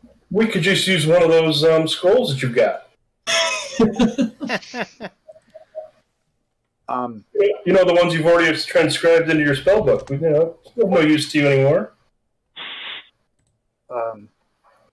Do we feel that this is going to be an honorable contract? Wait, you don't... Goblins are evil, you said. We won't have a contract with the goblins. Oh, you mean with whether he will honor his contract? Right. Well, if not, we'll just let everybody know in town that he's a coward and wouldn't go after the goblins, and we had to do the work for him. Man, suddenly Jake is like all against the Baron. Tell me on the doll where the bad Baron touched you, Jake. I mean, Jesus, that's like suddenly comes to town and he's like, "Who trusts the Baron?" Well, it's one of those things, we go out and we do the job and we don't get paid. Mm-hmm. He would regret that. I mean, but you're getting paid just the sheer pleasure of killing goblins. What his name is. Who needs to get paid to kill goblins? We already got paid by selling their stuff, so this is just bonus and helping, goodwill with the Baron. We don't get control of who's in charge of the town, but we can control how we're perceived. We need materials to make a map. I have somebody needs to buy materials to make a map. You do? Yeah, okay. I got that. All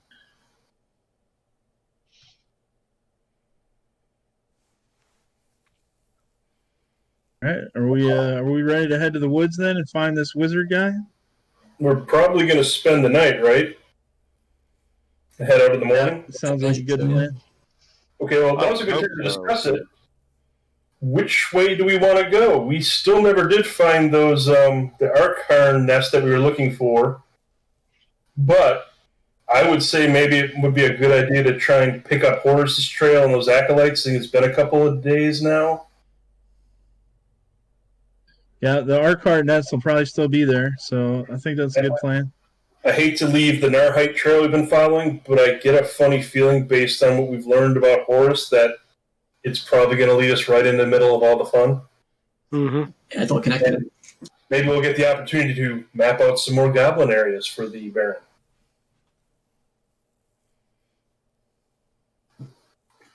I'm good with that. It works for me. As long as we're killing some goblins on the way, Gillian's on board. Okay. So you want to spend the night then in town, or Reckman will probably go to his homestead? So where are we staying? Reckman's house. Yeah. Ah, cool. Farmstead. I love how the two newbies just invite themselves right over to Reckman's house. Yeah. Absolutely. Hey, look at the apple and I go, You guys are all cool with axe throwing, right? I have a place you can do that. Oh, cool. But this new gnome, you're going to have to spend the night because I don't have room for you tonight. In the future, Dawn, Dust, Mist, there probably will be room for you, but I don't have room for you tonight. I've only got a limited amount of space in the barn that I reside in. And my family's a little touchy around gnomes. I mean, I don't mind gnomes. I think you guys are great. I mean, I even get along with this wonderful shelf here, which us dwarves are not typically known to do. But my family, we're going to have to slowly introduce you, so you might have to stay in the town tonight. I do apologize.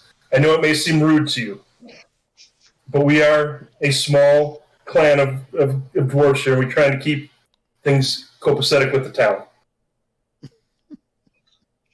Yeah, Trip walked away like 5 minutes ago while he was still talking. And I just looked there to go, oh my goodness, and I thought I was bad. Is Trip going to stay in town then, or is he going to try to sneak over to the barn? No, I'm not going to the barn. I'll stay in town. Okay. Is Gillian going to stay in the town or at the barn? Is he invited to the farmstead? Or? Oh yeah, Gillian was definitely invited to take off the gnome. All right, then we'll head to the farmstead. I don't care if you don't know. You can come. Great. I'm going to order up a keg of beer. You're going to have to bring that, Bernie. I know. That's the plan. I mean, we have an unending supply of sauerkraut for you. No pickled herring for whoever wants that. Sorry. That pickled herring did smell really good. Yes, it did. Okay, so I'm assuming you plan a meetup area for the next morning? Yeah, probably at the guard tower on the way out of Indelhofen, back down that road, because we'll just come through the town and we can all meet up there at first light or, right before early dawn. Okay. Whenever the gates would be open, that the town would let us in and through. Okay. Any other last-minute business you want to do in town before you head out? Probably need some rations to go. Sure. I mean, I'll assume that you all stocked up. Any church business, Jake?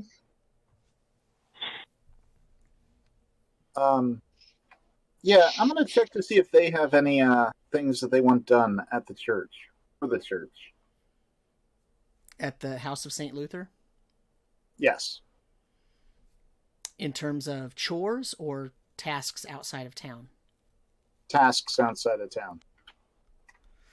So, so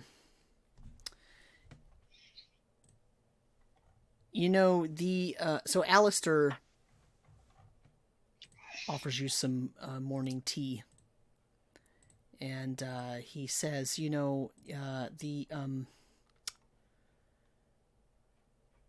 those acolytes of Eolor, they never did get found. And while I don't always see eye to eye with the way that the abbot does things, it seems to me that it's quite a shame that those acolytes are missing in action. And it would be a real boon in the name of St. Luther if we were to locate Find those them? acolytes. I like that. I honestly, I think that would. yeah, I just don't know what they're doing about it. I haven't seen the Abbey being very active. They looked at first and then they kind of gave up, it feels like.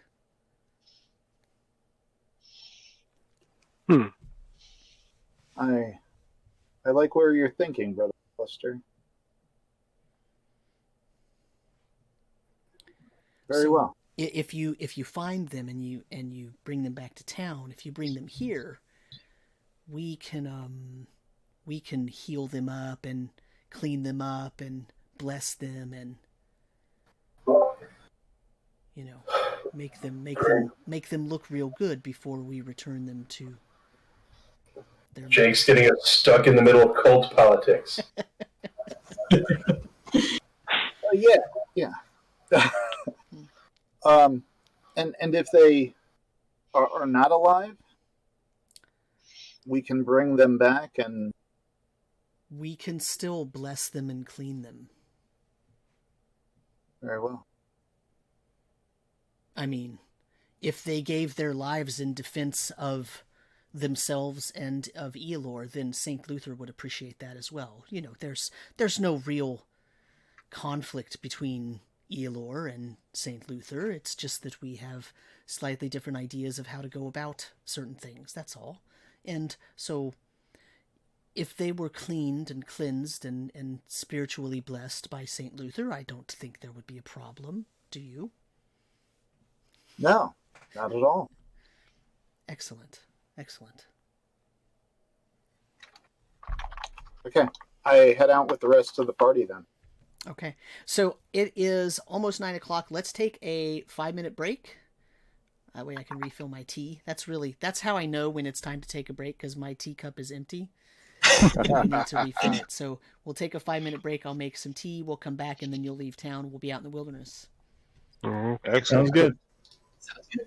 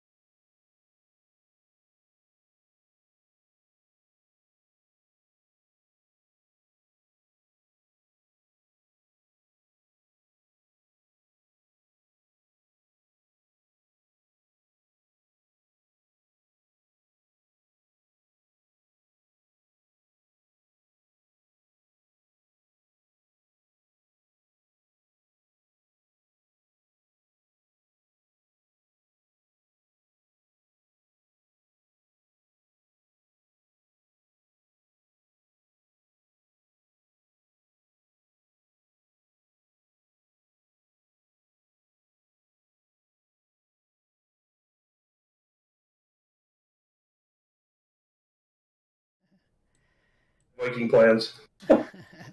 All right, and we are back with the second half of the session.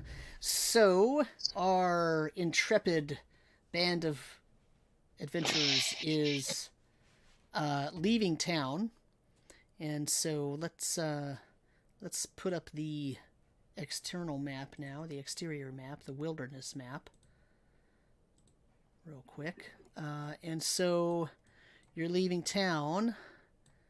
Which way are you going to travel? Are you going to travel towards the Oxwood? Are you going to take the road north and try to cut back up into Foretop? What's your plan, Stan?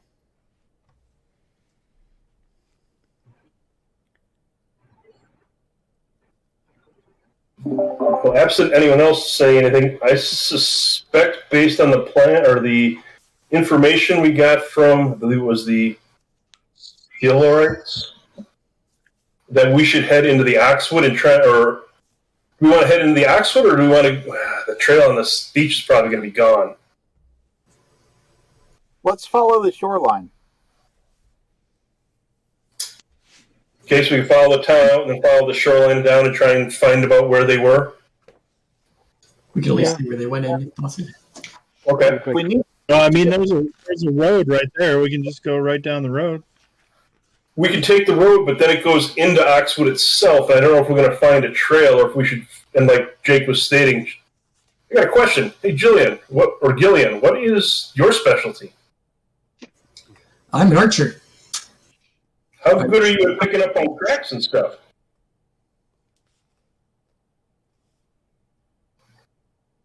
I think he said he was an archer. Yeah, archer, not a ranger, so not super proficient at it. What about you there, friend Primal Druid Morning Dawn? You got your name right. Are you talking to me? Hey, he should be happy. Well, your name is Morning Dawn, is it not? I'm still sleepy from the wonderful bed at the inn. Let me wake up first, and then I'll talk to you. Hey, Bernie, you might want to pull him out of your buttocks. He's getting a little close. All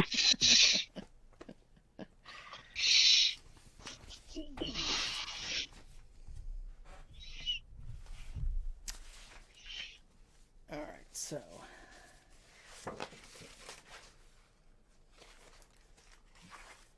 so which route are you taking then?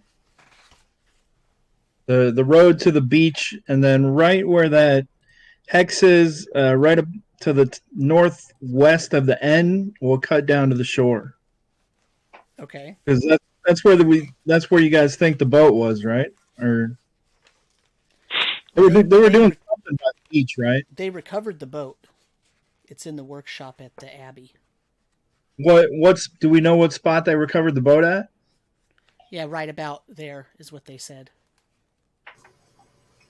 Yeah, right, we can head there and see if we can pick up a trail.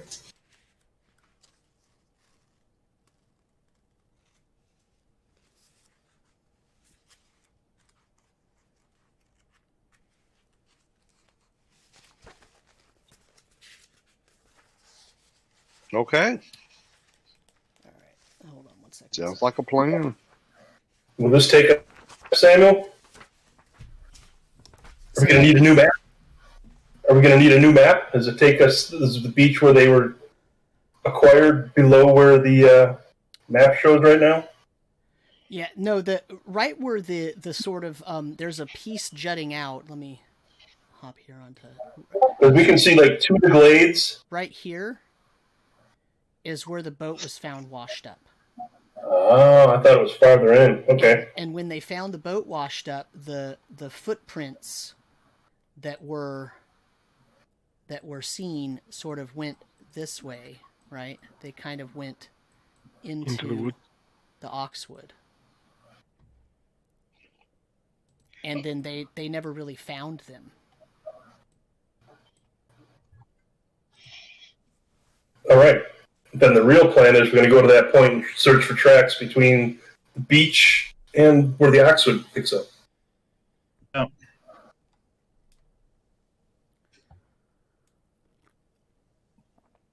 Okay. Okay.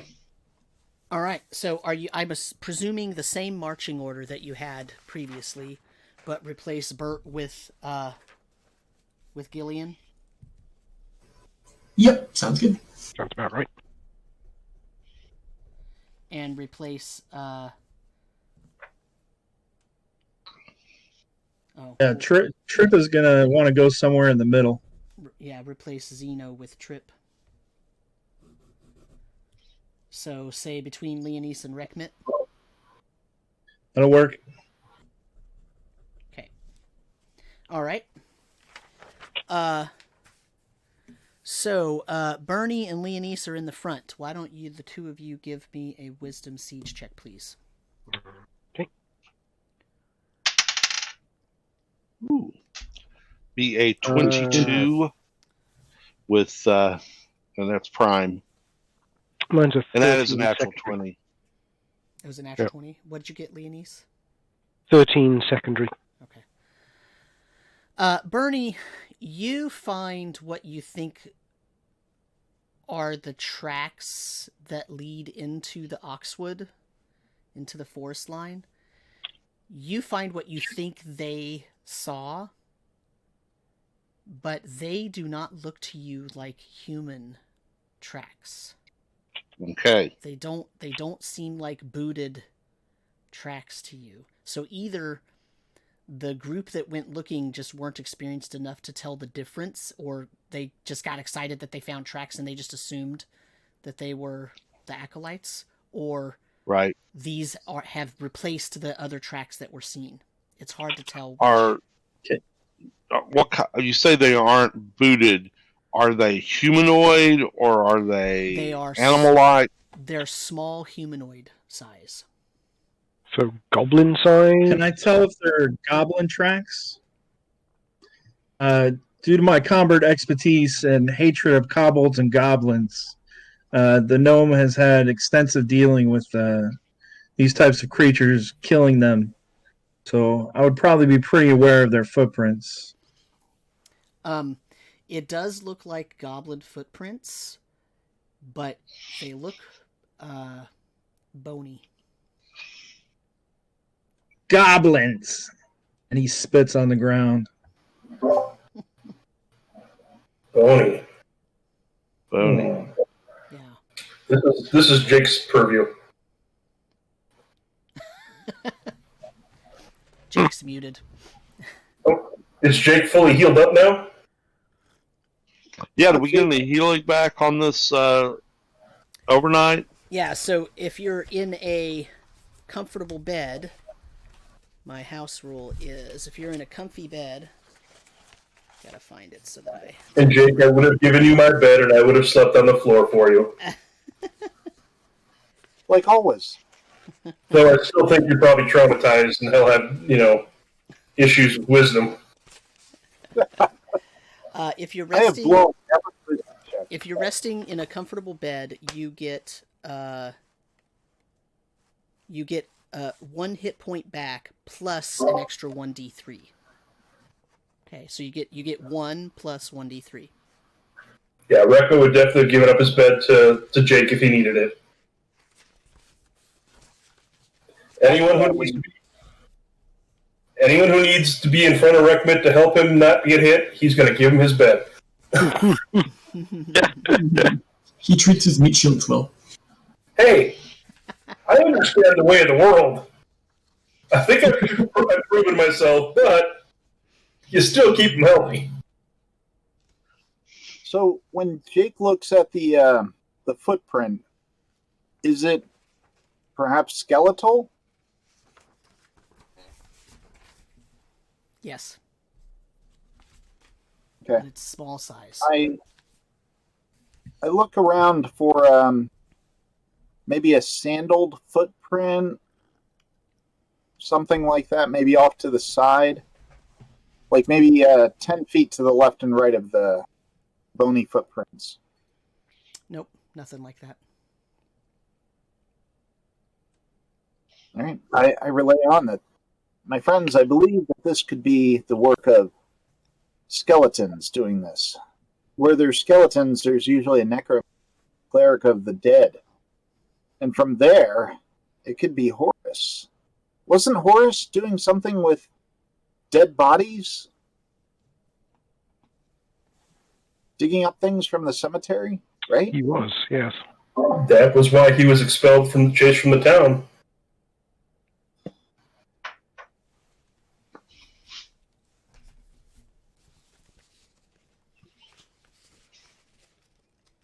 All right. We continue to follow them, I guess, as best as we can. The bony footprints. Who's going to actually do the following? This is where you really need a ranger, but Morris to the rescue. Wrong world. I mean, I'll try to follow as best I can. I spotted them, but I guess I just have sharp eyes. I'm not a tracker. Bernie, you are our only hope. Okay, I will. Yeah. Go ahead. Vernon, come here for a minute before you try that. And I'm gonna whisper in his ear and cast the spell Sharpen Senses. Oh, nice. I'm not sure Bernie can get that low, but if he crawled up his leg, you could like Master Blaster and just sit on his back. I'm not opposed to being the Master Blaster. I actually like that. So let's see. visual. Who run Bada Town? Oh, Sharpen Senses, +1 to checks involving 1 sense. So you can pick your sense. Hearing, sight, touch, taste, smell. Okay. Eyesight would be the one I think here. Okay, so go ahead and roll me a Wisdom Siege check. Okay. And that would be a 18. I mean, that's primary. You easily follow these into the forest here, and about a half a mile in, just like the map shows, the forest gets a little bit thicker.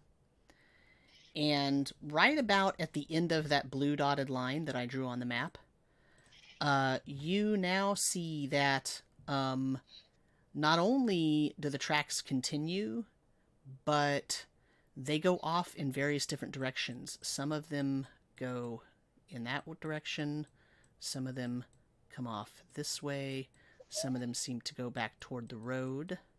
They, in fact, spread out quite a bit, as if the group of whatever creature left this was sort of walking together, and then when they got to this part where the forest gets thicker, they split up and went off almost in single file. So there are about 5 or 6 different trails to follow. Bernie, Yes. do any of the trails, and I take it they're all leading this way, not that they like converged here and headed to the beach? They're leading in the direction you're going. Do any of them look like they're deeper set, like they're carrying something? Okay. Not that Bernie can tell. No. Yeah. Okay. All right. What do you guys want to do? Well, let's pick one and follow. 3, 4, 5, 6. Actually, let's search this area, see if there's anything about it that would be a reason why all of a sudden they scattered. Yeah, I was wondering the same thing. Yeah. Here to go. Look for flesh or blood or any other kind of signs of struggle or anything that would have happened. Okay. Okay. Whoever wants to search, go ahead and give me a Wisdom Siege check and tell me exactly what you're searching for. Like, are you searching the ground? Are you searching the foliage? Are you searching, like, the footprints? What are you searching? Leonese is looking around, just in general, for Okay. anything happening, rather than searching. Yeah. I'm going to look very closely right at where they split. Like, I'm going to look up and see if there's anything above or around it or on the ground that would be a symbol or have something significant about it. Gillian's pretty short, so he'll be focusing on the ground, maybe looking for like just anything around there. But he also got a grand total of 2, so he's not seeing much. Well, I got a 19, so Okay. Reckman, oddly enough, gets a 17. It's not prime, but so he's like checking the trees and the tree trunks. Okay. What about Trip? Trip found an apple and is eating it, enjoying an apple. Okay. So Bernie and Reckmit got the higher rolls. What did Leonise roll? She didn't. She was just keeping guard. She wasn't actually looking. Okay.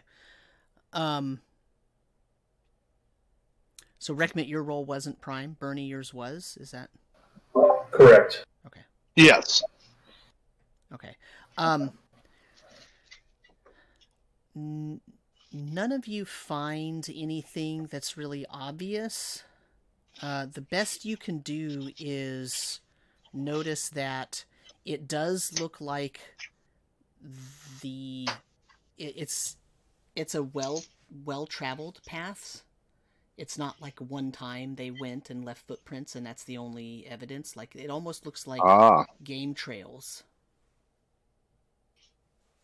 So it's not just footprints, but also you can tell that there's a definite pathway. It's not as if they cut things down to make a road or something, but it's definitely had passage of individuals.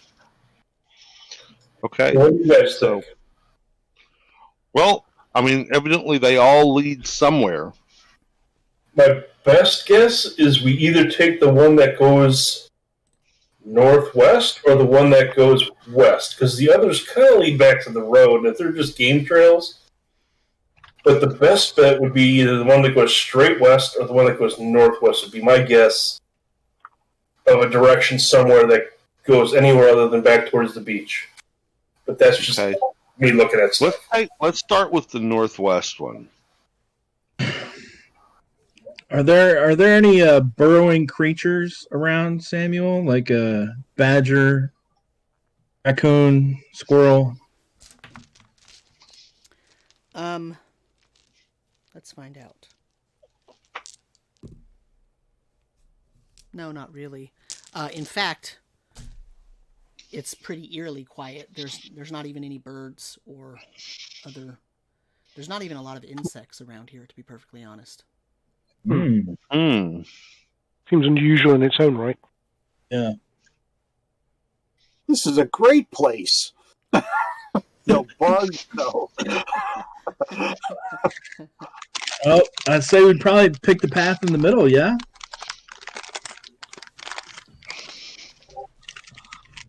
Let's go with the one in the middle. Might as well. Okay. Okay. So the one in the middle, what does that mean? Does that mean The one that's So you going to got- run parallel to the road. Yeah, you got two going south, two going north, and then the one in the middle.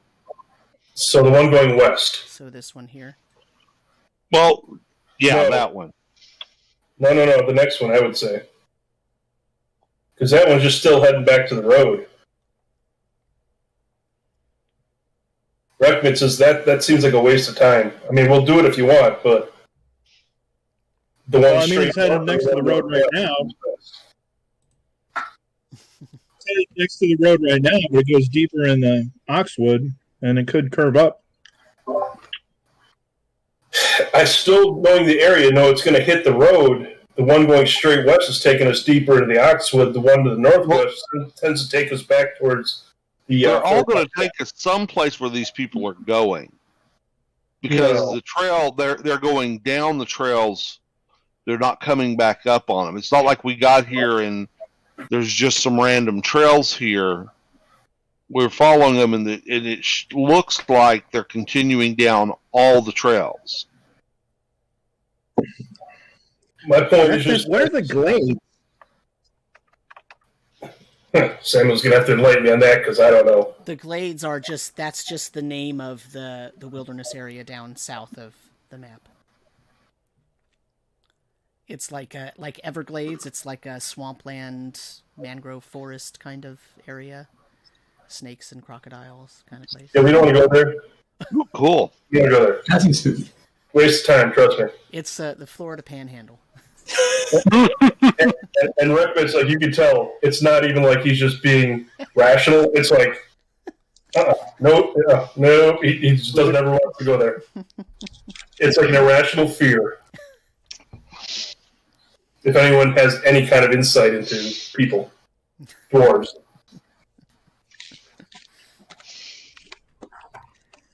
Well, Well, I don't know that it matters. Let's just pick one. we're wasting time. Let's go. Okay, so which one?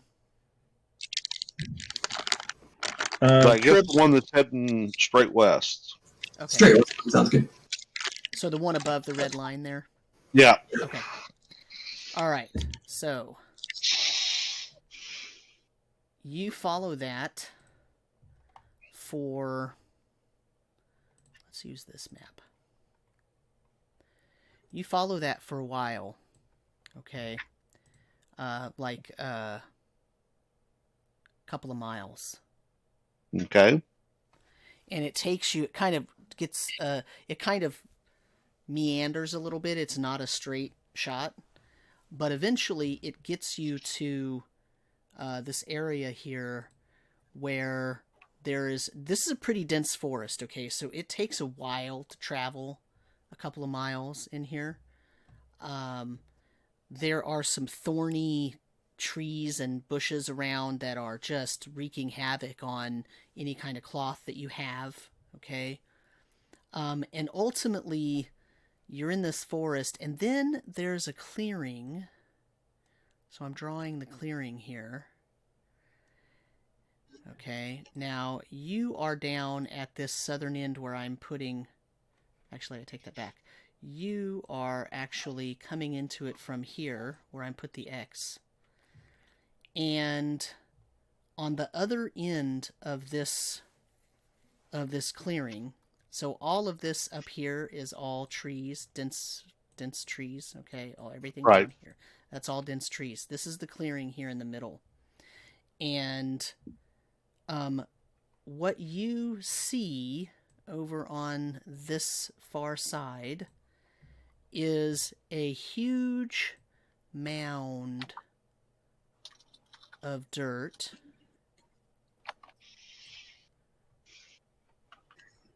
I probably should have drawn it brown, but you get the idea. It's all right. It's this huge mound of dirt like this. And it's about 30 feet high.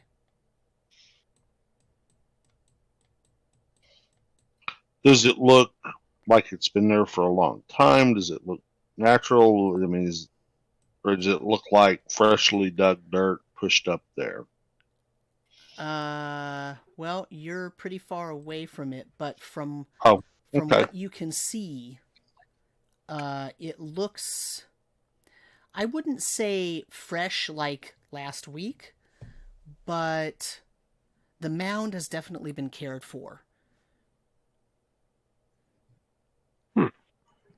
But, does it look like an animal mound? It definitely looks like it was made by an intelligent humanoid type creature, in terms of it's not just an animal leaving, the remains of a dig pile or something. It's definitely a mounded structure. Trip, go check it out. Got it. And Trip disappears to the right.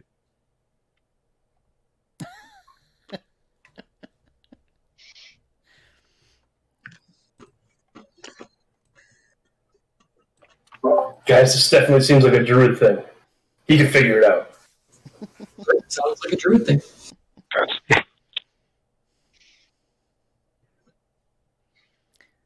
So what is Trip going to do then?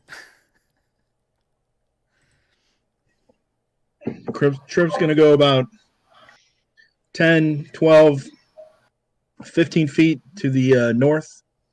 As soon as he's out of sight in the overbrush and hidden by trees, he's going to sit down and eat an apple.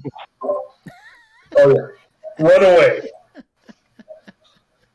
He ain't getting Jake's or Lino's money. Bro, you don't know what Trip is doing. Don't even be talking about Trip. He is searching the mound. You have no clue what Trip is doing.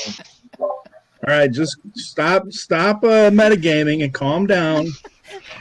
About 5 minutes. About 5 minutes later, maybe 10 minutes, Trip comes back and he says, I didn't see any goblin skeletons, and I can't make out what lives there. Hold on. After a minute, I'd have been like, I didn't see no Trip. Let's go, guys. And we would have at least Reckman would have started into the glade. After 1 minute? Yeah, I'll give him 60 seconds to go sneak around and get around it and come in. He's a druid. He can move fast, I figure. He's not living. He's going on for 5-10 minutes. I mean, it's like I'm giving him a minute to do something. Holy metagaming. That's not metagame. I don't know what you're doing. You're acting on information that you wouldn't have. No, I'm acting on you went off. I don't see anything. I don't know where you went. I give you about a minute. You told me to go off. Okay, then you're off to a Hold on. So let me ask you this, Reckmit. Would you have given Bert more than 1 minute to go scout out a place?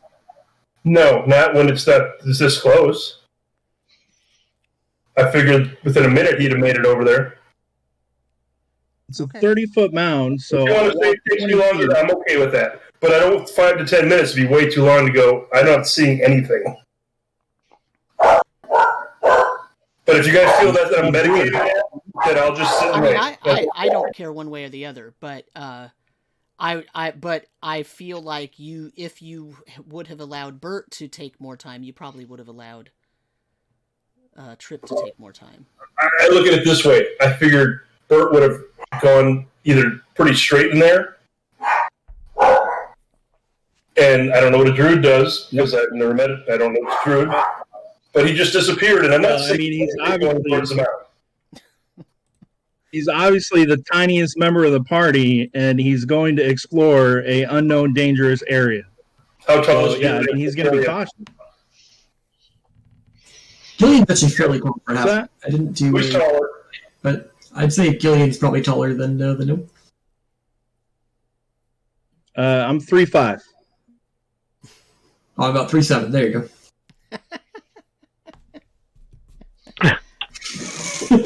Definitely didn't just pull that. I mean, he's the little tiny 3'5" gnome druid that is weak is not going to go charging through the clearing. Sorry. So after a minute, when Trip is out of sight, okay. So after a minute, what is it that Reckmit does?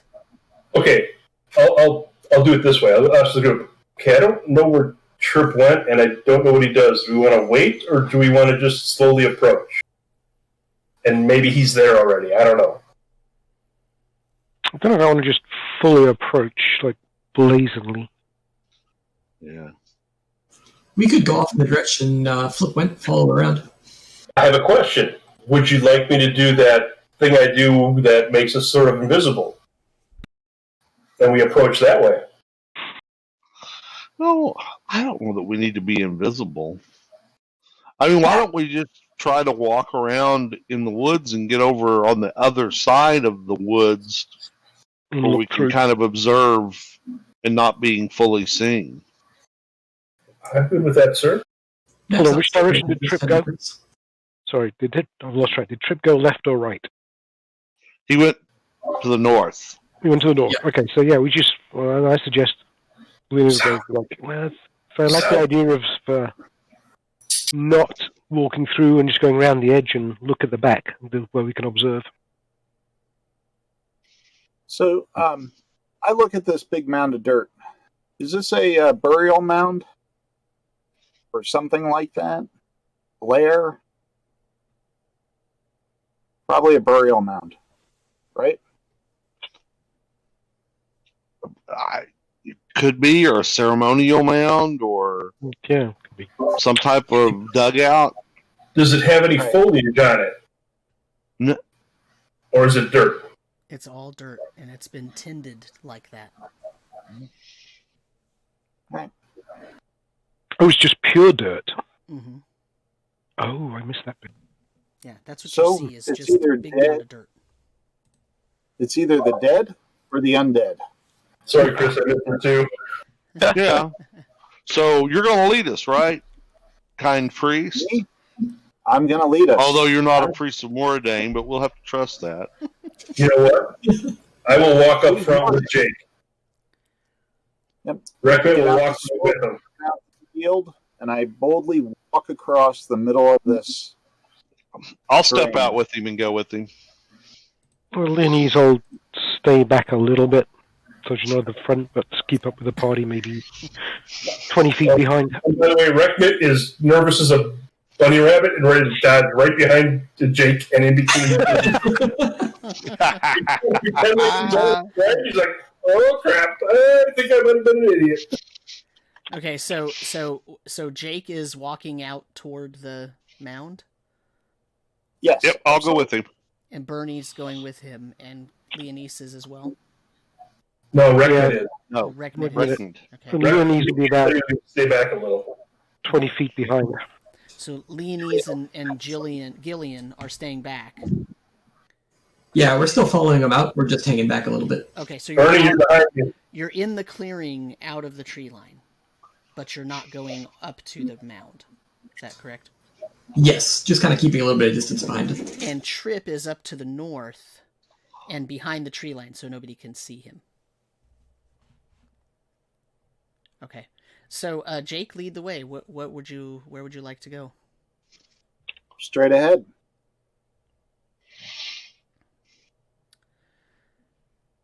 Any birds flying up above or circling of anything? No, but the canopy of the trees that are surrounding this clearing, actually, they're really tall trees and they kind of lean over, so you really don't see much of the sky because the canopy is so thick up above. Okay. So it's not a clearing where you could look up and see directly into the sky. It's pretty dark. Well, at least we got to fight in the shade, right? That's right. No sun beating down upon your neck. So as you get closer to this, you do see that there is a sort of area here in front of it that has been it's been sort of how do I describe this? It is a case where it has it looks like somebody has let's do this. Jake roll me a Jake can roll me a wisdom siege check. That would be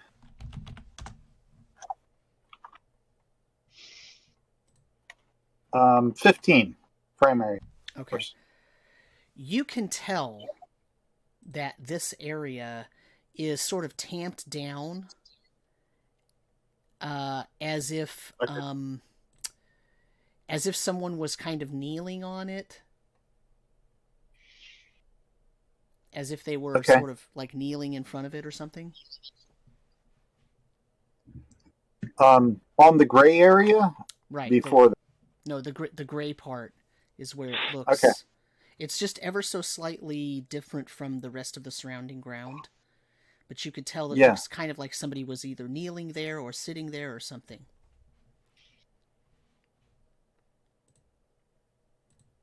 there's footprints leading up to where that they knelt and everything? There's footprints all over the glade here, all over the Okay. clearing. Now, are the footprints skeletal or humanoid or living? They look like the same footprints that you've been following down the trails. Okay.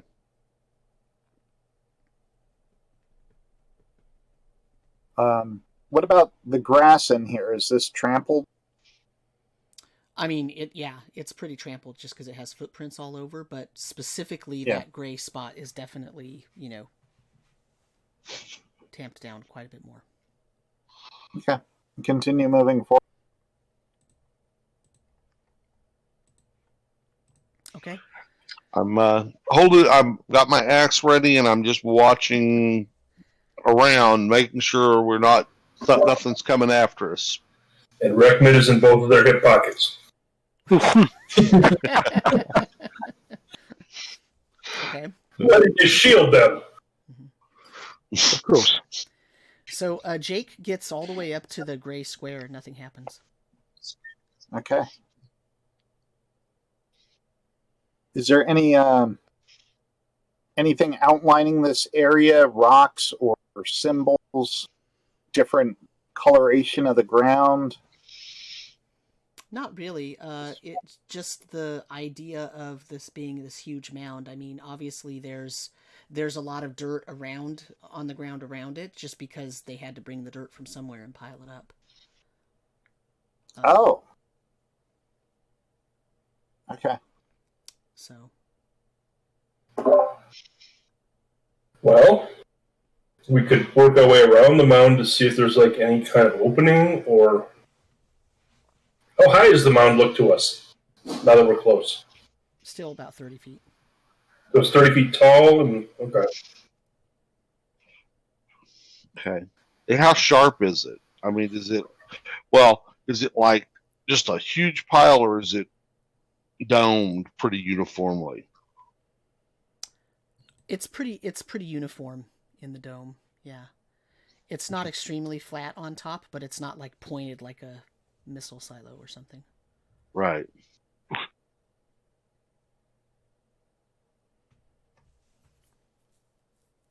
I step onto the gray dirt. Okay. Oh no! There's always one. It's like I step into the pit trap. So, Jake, you notice that the area of dirt right in front of the gray square, I mean, it's not really a gray square, it's just where the ground was tamped down. But you notice that area, the dirt that's there looks a little fresher almost, like it was freshly packed. More so than the rest of it, although the rest of it still looks cared for.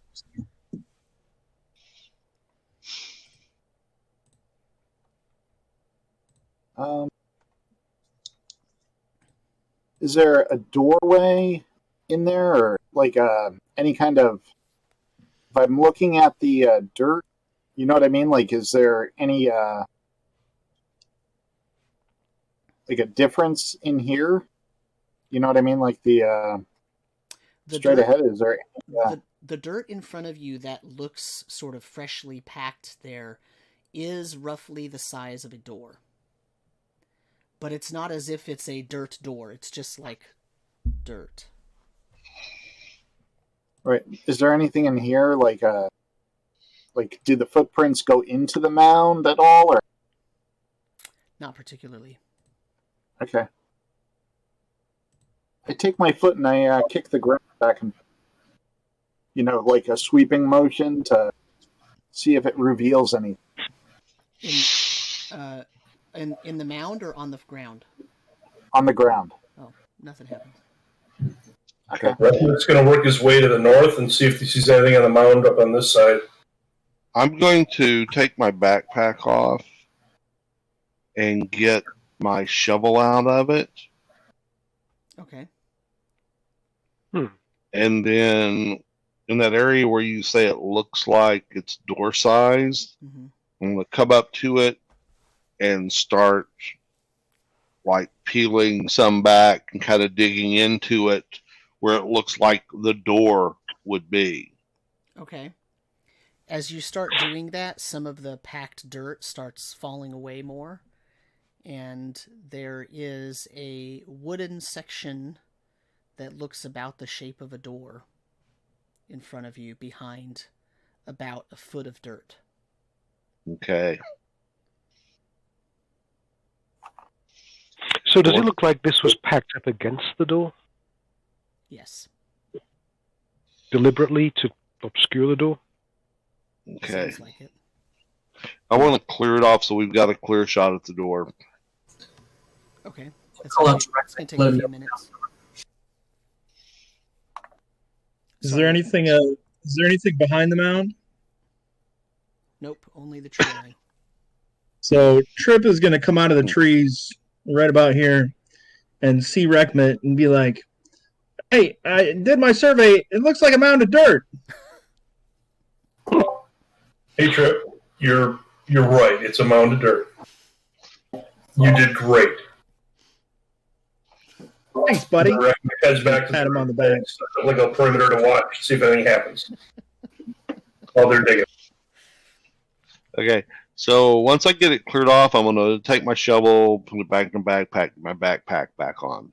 Okay. Get ready to go in here. So it's going to take a few minutes to clear that off in a way that makes it so that the door isn't so crowded with dirt that as soon as you start to open it, it's going to spill down, right? Right. It's sort of like if it snows and you open your car door and you didn't clean the snow off the top, the snow goes all on your chair, right? I haven't had that happen in the past 3 weeks or anything. So it takes a few minutes, several minutes to do that. Okay. And then you're done. Now what? Okay. Is there like a handle, doorknob, latch? Nope. Just a piece of wood. Just a piece of wood. So it would you pull it open, push it in? Are you trying those things? Oh, I'm looking at it to decide what, where are the hinges, what does it look like it would do, or is it just a piece of wood in the way? You don't really see any hinges. It just looks like a piece of wood. It just happens to be like door size. Bernie, expose the edge and see if you can dig under it. Okay, I'll do more digging then and see if I can expose out to the edge of it. Yeah, you can get a nice thin ridge all the way around if you want to. Okay. There's an end to it? Mm-hmm. It's door sized. So okay. if you go under the door, you can actually put your hand under there on every side, and it's about 2 inches thick, and you can feel the other side. So, Reckmek, you know how you make us disappear? Can you make this door disappear? It's not that I make us disappear. I can't make it like you can see through the door. I just make it so stuff bends the light around the door. So I'm not sure that it would do what I think you're trying to make us do, like we could see through the door. It's almost like we would just see the dirt around the door. I'm going to grab the upper and the right side of this door and see if I can pull it open or down or out or whatever it will do. Okay. You can do any of those things. So do you want to pull it down from the top, or do you want to... I would be at the top, pulling out and down. Okay. Leonise, can you give me a... Leonise and Gillian, can you give me a wisdom siege check, please? Grand total of 4. A grand total of 14, but it is secondary. Okay. Bernie pulls the wood all the way off, and behind it is what looks like a wrought iron gate. The gates are very rusty, but they look wrought iron. And behind it, it just looks like inky blackness. And you can tell that there's a set of stairs going into the ground. And it just leads down into inky blackness. And as you're standing there, right as you pull that down,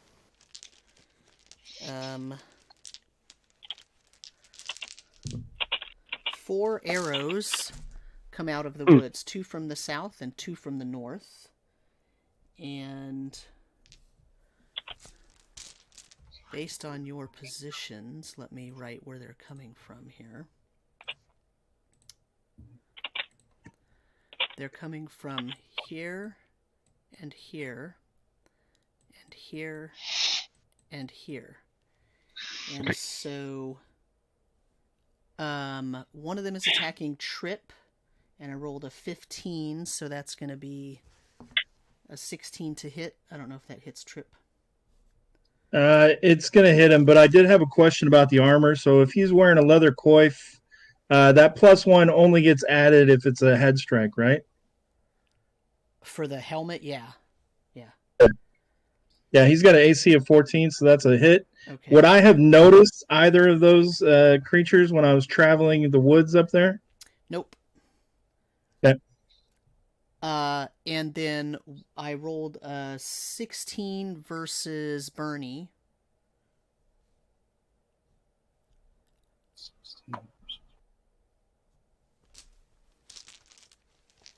Oh, that hits.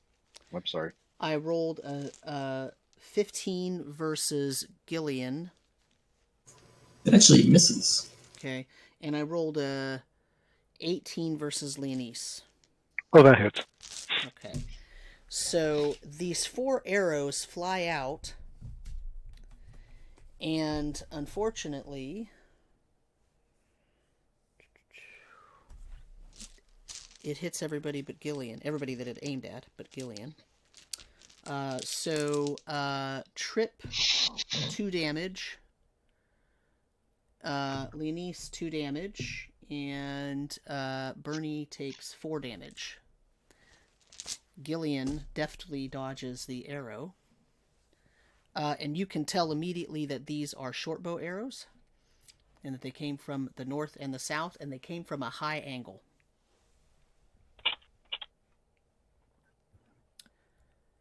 And so now we need to roll initiative.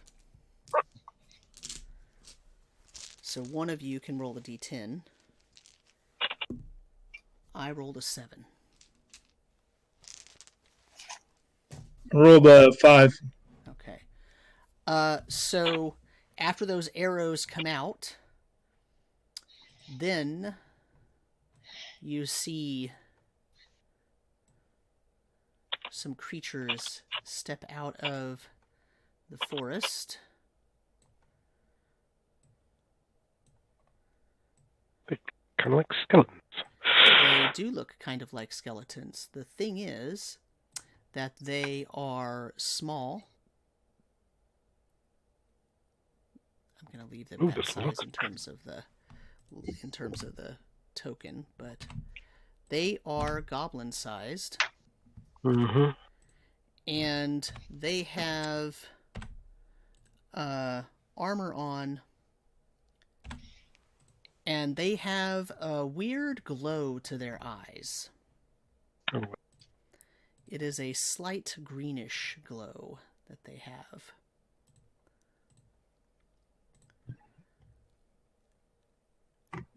And let's see, so I won initiative, so let me go back over here. So these individuals here are, let me move this over a little bit. These individuals are going to, let's see. These ones are just walking forward. They can't quite make it to you because they're small, so they don't move as fast. Their stride is just not as long. Although this one makes it up to Trip and attacks Trip with a short sword, and I missed. And then it is your turn. What would you all like to do? Jake, can you turn them? Yep. Because if you don't, I'll lure them. No, save it. The turn is free. It is. The turn attempt is free. The result may be And painful. we'll let you try to turn them first. Yeah, always. It's a wisdom check, and I'm just looking real quick to see if that's a. Is that a cone in this one? This game? No, it's anything you can see, I believe. Yeah, I think so. It's See you. 60 feet. Oh, see you. Yeah, well, yeah, technically, it's anything that can see you. yeah, because they have to see you brandish your holy symbol. All right. So it's what, a 60-foot area? Yep. Maximum range for turning undead is 60 feet. All right. So I think that that is. gets them all, right? Get them all. You're right in the center. That's pretty good. It might not get the 4 on the outside. So I will make a 13 wisdom check. Okay.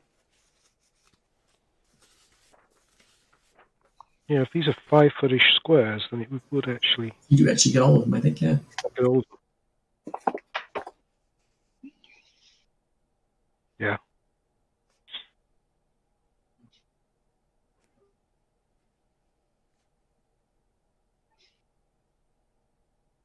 Yeah, I just don't know if 13 is good enough for these guys.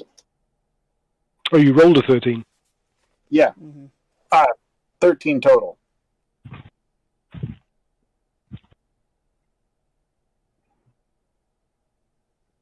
Remember, turning. Yeah. I do believe that is good enough. Let me check one more thing. Yeah. I think it is because. Yeah, and then it's a die Oh. 12. Treat it like it's prime. Right. And their skeletons. Well, it'd have to are be one. prime. Cleric would have to be. Cleric can have prime. So then it's die 12 plus your charisma modifier.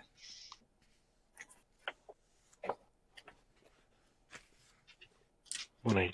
So,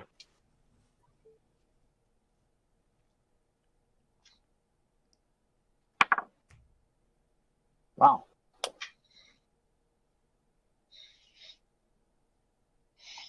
yeah, so it's basically wisdom check plus challenge plus the creature level. So it worked. So now you need to roll me a d12. I rolled a 7 exactly. Okay. So that means all of these on their turn are going to have to turn and run away from you.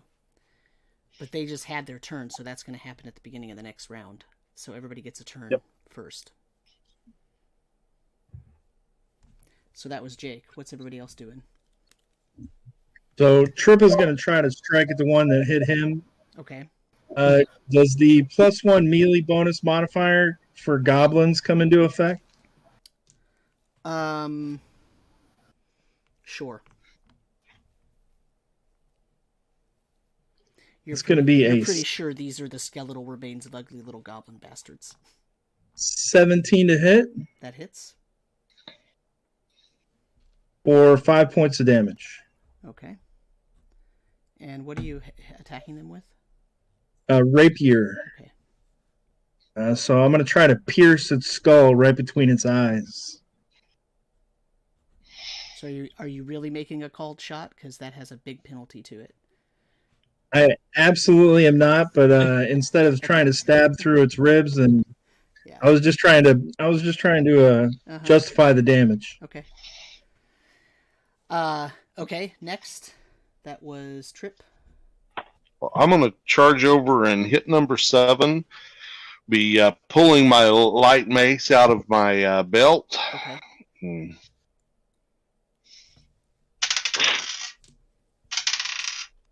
And that would be a 23. Nah, that doesn't hit. Yes, it hits. Okay. For 6 points of damage. Okay. Using a mace? Yes. Okay. You shatter this thing and it breaks into 100 pieces. 100 little small goblin pieces. Who's next? Can Leonie see anything in the trees that fired at us? I can. You see at least 2 of them up north and 2 down south from where those arrows came from. Fine. I'll take the one to the up north to the east, on the eastern one, and fire magic missile. Okay. So it's 4 points of damage. Okay. All right. Let me put some tokens out for those. So this was number 8. And this was number 9. This is the one you attacked. Yep. So you took 4 points. Okay. Oops. And then here's 10.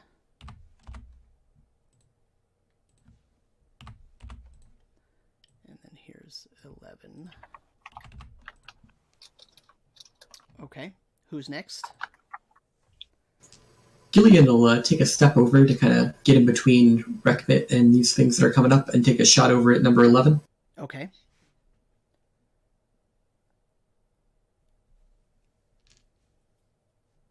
Oh, that comes to a 7 total. That is a miss. Arrow goes wide. Rekmit, you're the only one that has not moved, and you're muted.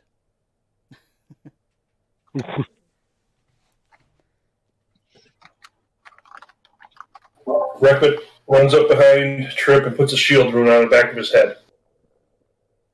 Okay.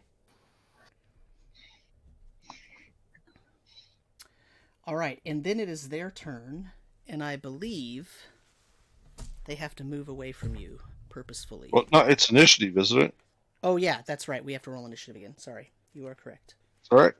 I forgot. I lost. went first. I lost. So it's somebody else's turn. You're what? I said I lost initiative, so it's somebody else's turn. No, I'll do it. 3. Okay. Oh, you got a 3, but did it. It's not Bert anymore, Leonese. No, that's true. Gillian. Halfling. Yeah, just go halfling.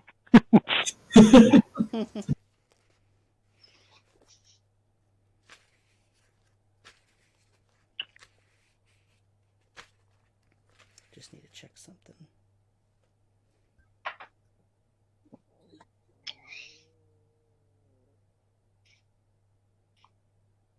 Okay. All right. So here's my roll. I rolled a 3. What'd you roll? 3. Okay, so re-roll. I rolled a 5. Go, Gillian, go.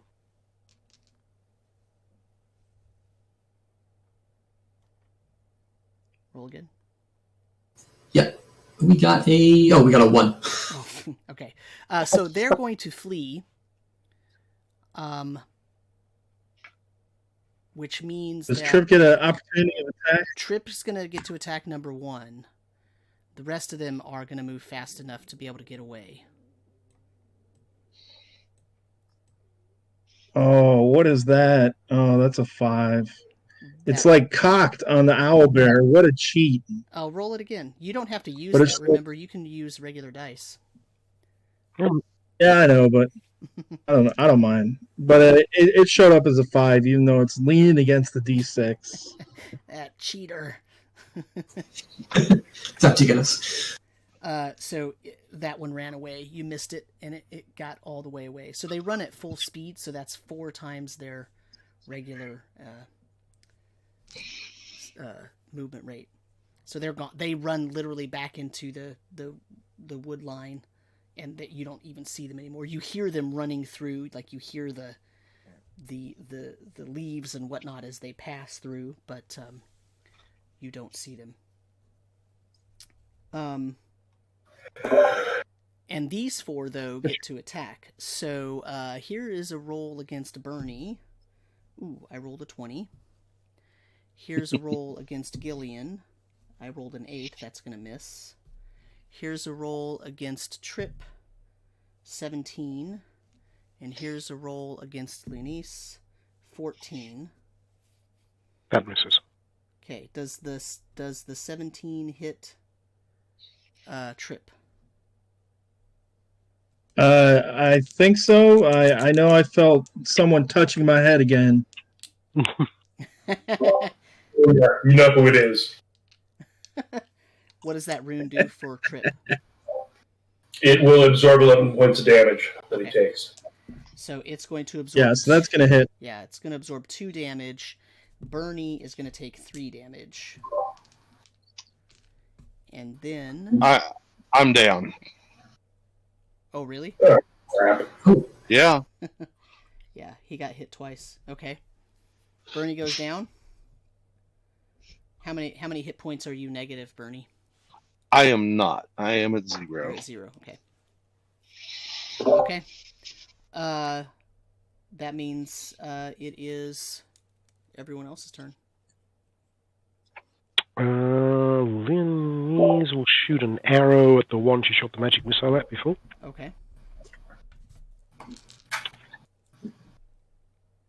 And that's going to miss. Okay. Did 4 arrows come out of the trees again? No, that's these 4 that they attacked already. That one of them took Bernie out. But were there 4 arrows that came out of the trees? Yes, there were 4. And then Rekmit is going to do a lure symbol right in the middle here. Throw a little rock or whatever. So that would capture all of them within 50 feet. Okay. Where are you placing it? Let me find my little thing. Basically, I'm going to throw it right around here.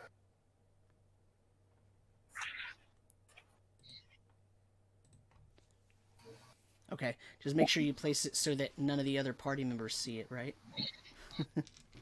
Well, We're all looking at the trees, right? Yeah. Saving throws. Yeah. I'm more worried about things shooting at us than I'm worried about my party members. So, what's the save on that? I see him go down. I'm like, okay, stuff still hasn't been run away, so I'm going to try and lure him. Is that a wisdom save I have to make? Yes, it is. Okay. Miss. Ooh, that one makes it. So does that one. So these top 2 fail the save. These bottom 2 succeeded. Oh, son of a gun. I wanted the bottom 2 to fail. Right, well, and then I move head towards Bernie. Okay. Who's next? Gillian will kind of step in front of Bernie here, call over to Jake. See, you need some healing over here. And we'll take another shot at, I think it was 11 we shot it last time. We'll try again. Okay.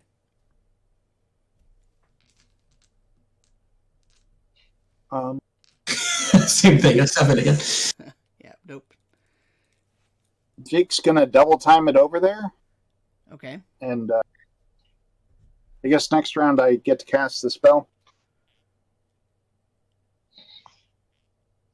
Yeah. But until then, I'll try to defend him, put my shield in front of him, or his chest, or whatever. Okay. Trip and Rekmit. Do a quick selfie. Trip is about, I think, at max range to hit number 11 with his short bow, so he's going to pull out his short bow. Okay. And fire at number 11. It's going to be a 13. That misses. Okay. Leonese will... Yeah, she hasn't gone yet, right? Leonese will, hearing that commotion around Bernie, will turn around and try and shoot at 11. Yeah, 11. That's what 11. Yeah, that misses. Hey, I'm sorry, Samuel. That's going to be a 14 because I get the +1 because it's a goblin. Yeah, so it hits. How much damage does it do? 3 points. Okay. 3 points. Oh, you knock that one out of the tree. It falls into the underbrush. Oops. And Leonese misses. I'm going to start rolling real dice. Yeah, roll real dice. I became wary of the owlbear dice real quick, so I started rolling my own. Yeah, because it's like I haven't got double digits yet. I'm not saying the owlbear dice are horrible, because I've still rolled horrible with my own dice, but at least I had a few good dice rolls. Yeah, and at least you get to feel them while you roll them. So exactly, you got the satisfaction. Or you can beat them up and throw them against walls. Rekmit, did you go that last round? We didn't have a new round, right? Because I did the lure, and then I ran down towards Bernie. That was the lure round. Okay, yeah. So roll Yeah. initiative. I rolled a 5. I lost it last time. Someone else. Roll it, Jake. I rolled a 10. Nice. So you're up. Recommend we'll wait and see what else does.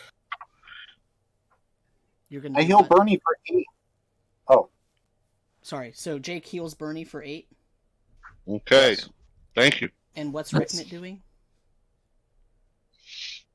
Well, if he sees that, as he sees Jake healing Bernie, he will pull out his sling and throw it or shoot it at the southernmost whatever's in the tree. Okay.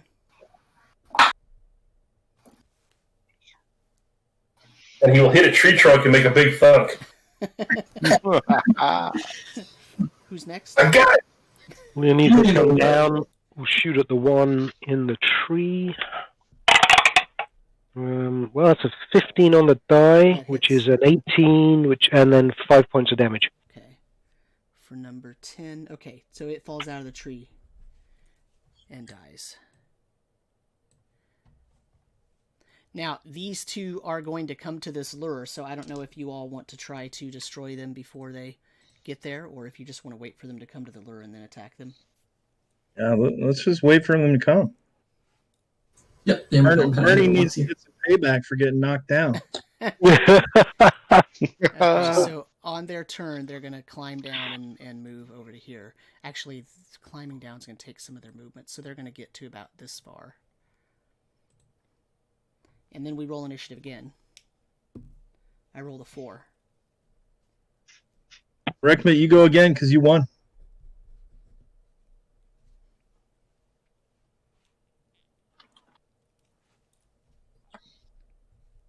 Well, I can't roll a d20, but I can roll a d10. I rolled another 10. Okay.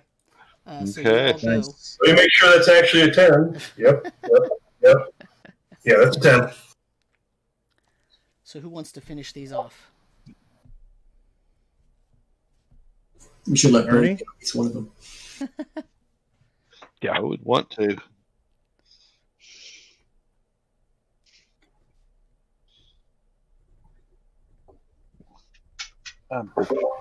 Jake, how long does your turn last? Your turn undead. while, I believe. Oh, jeez. There- You don't have the cleric handbook on you? Okay. I mean, if I can get up and fight, I would sure get up and hustle over there. Yeah, you can do that. You could charge one of them and attack.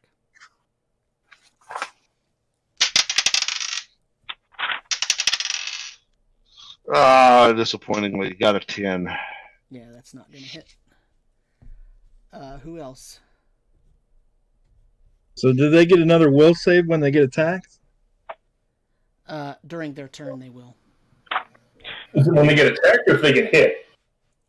I'll look. I don't know. I don't know. Look it up. I'll look it up. Lenise will Oh, go ahead, Lenise. You're shooting? we'll shoot again. Which one, 8 or 9? The one that I fired the magic missile at, so the one on the Okay. east, and that's a 19 total for 1 point of damage. Okay. I shot an arrow at the same one and missed. Okay. I also shot an arrow at the same one and missed. Didn't you say you were an archer? I know, right? 0 for 3. Well, he says he's an How archer. much of a, Just how much of a bonus do you get to You your didn't arrow? say he was a good archer. Who's an archer? And the rule does state if they're attacked, jostled, or interrupted in any way, they get the +4. So it gets a +4. Jake, what did you do this turn? If possible, Jake will try to run up and charge number 8. Sure. I think you can make it there. It's 25 feet. And will hit armor class 18 for 9 points of damage. Ooh. 9 points of damage. Yes, slashing damage. Yeah, you're using a sword, right? Okay. Correct. All right. Rekmit, what did you do? Did the two to the south get dispatched? Yeah, they're gone. Then Rekmit runs up to the top of the hill. The top of the mound? Yep. Okay. Give me a dexterity check for me. Well, that's never a good idea. I gotta look at my stats now. Doesn't say how long turn undead, just suggests that once turned, they're turned. Yeah. Yeah. Once they're turned, they're turned. The ones that aren't turned just aren't turned. That would be a 10, and that's not a prime. And did you figure out if they get to save if they've been attacked but missed, or do they have to be hit?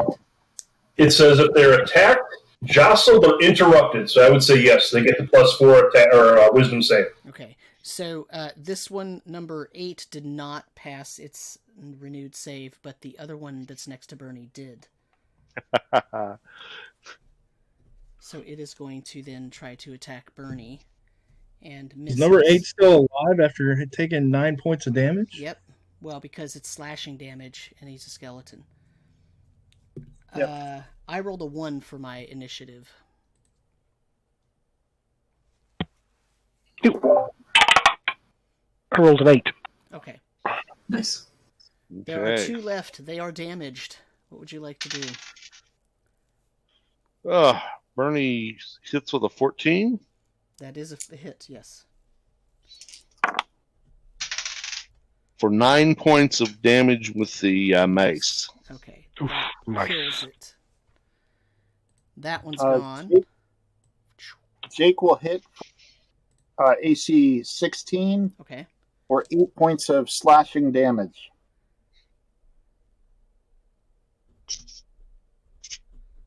Okay, it's still up. Who's next? Trip went up next to Jake and tried to rapier attack and missed. Okay. Leon's will fire an arrow. You had Rekmit do a dexterity check and he failed, so did I fall down on my way up the mound? Yeah, so you try to climb up that mountain and you start kicking the dirt down so much that you just keep trying to climb up and slide right back down. Try to climb up, slide right back down for 5 or 10 seconds. You're doing that. Sweet. Leonese hit number 8 for 2 points of damage with an arrow. Okay. Almost so close. Julian will give it another shot here. He's got to redeem himself. 14. That hits. Oh, nice. For 6 points of damage. All right, and it is gone. Finally. And so we are out of combat, and the rest of you look over and you see Rekmit trying to scrabble up the hill and sliding back down, and trying to scrabble up and sliding back down. Covered in dirt, I imagine. You're what? Covered in dirt. Yeah, dirt. So let's end the session there. Okay. And let's chat for just a few minutes. There's 2 things I want to talk about. One of them that I had in mind to begin with, and then one of them that came up during the session. So the first thing that I want to talk about is something that happened last session, and that is that at the end of the combat, and I didn't do it this time, but at the end of the combat last time with the goblins, I basically said, look, there's only about 4 of them left. It's pretty clear that you're going to win overwhelmingly, so let's just call the battle.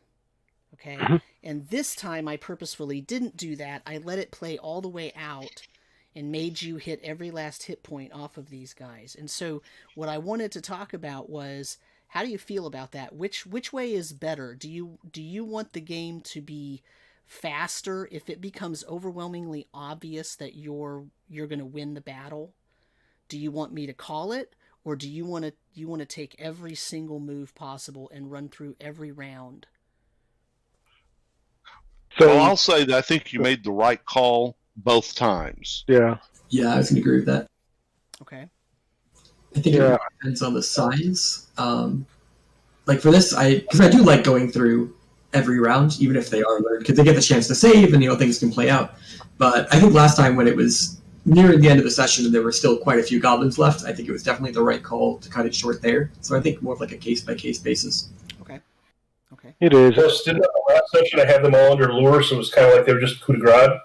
Yeah, basically. Right. Yeah, So I think- that's what I Yeah. said. But the thing is, like, I didn't make you roll the 2-hit rolls, and Right. they would have you would have maybe missed, and they would have had a chance to save. So there was a few stuff we skipped there just because I said, well, look, it makes sense. You've completely decimated the other 12 goblins. You're probably going to kill these, right? I still like the idea that you pretty much, as the CK, kind of got to run it how you feel it's going to go. Right. Like, this time they were from different angles. The lure was pulling them in, but we still kind of attacked. Bernie still went down. So I almost think I'd leave it into your court, just kind of play it the way you think is best, because I think both of them have worked kind of well and kept everything engaged, which is, I think, the most important. Right. Yeah. Yeah, and I think for last week too, right? We'd actually said we're just going to basically take them down one by one. And I think we'd So already really- pushed a late at that point too. Yeah, it was late too. Right. Yeah. This one we didn't, and when a couple of us took hits, so if they had got out and had hitters, right, a couple more could have gone down quite easily. Mm-hmm. But last week they were all lured, and we actually said we're just going to concentrate one by one, so we don't have that opportunity to save, or limited opportunity to save. Mm-hmm. Okay. I just want to make sure that no one, felt like that was like I don't want to rob you of look, this is a combat game, right? I mean, like we're talking about pulling out our swords and our bow and arrows and shooting at monsters, right? So what I don't want to do is rob people of the sort of fulfillment of really decimating that other team, right? Like I don't want to do that, but I also don't want to drag out the game so much that it feels like a grind, right? Yeah, so that's why I made those decisions in both cases for different reasons, right? But I also want to make sure that we're all on the same page and I'm running the kind of game you want to play. So that's kind of why I'm checking in. Yeah. And also I feel like that's an option that is sort of mentioned in the rules, but not really mentioned in the rules, right? Yeah. Comes down to Yeah. common sense, I think, at the end of the day. Right, we'll make Wreckbit likes it to just go fast. The skull will want to kill everything. So I'm still good with you going with just balancing how you see fit. I have to admit, when I'm running a game, I get worried when it gets to the point of you really just running through the motions, because realistically, somebody may get injured, but nobody's going to die, or if they do, there's enough healing around in the party, so you're kind of just rolling dice for the sake of it. Mm-hmm. So that, I think, is where it comes in. It's, hey, if it Yeah. really is obvious that, A, no one's going to die or get seriously hurt, then you're just wasting time rolling die, then that's when you do call it. Yeah. And as an interesting side point, we brought in two kind of new characters this time. We don't necessarily know how they're going to work. Mm-hmm. Yeah. Wreckbit and Dooman were having issues.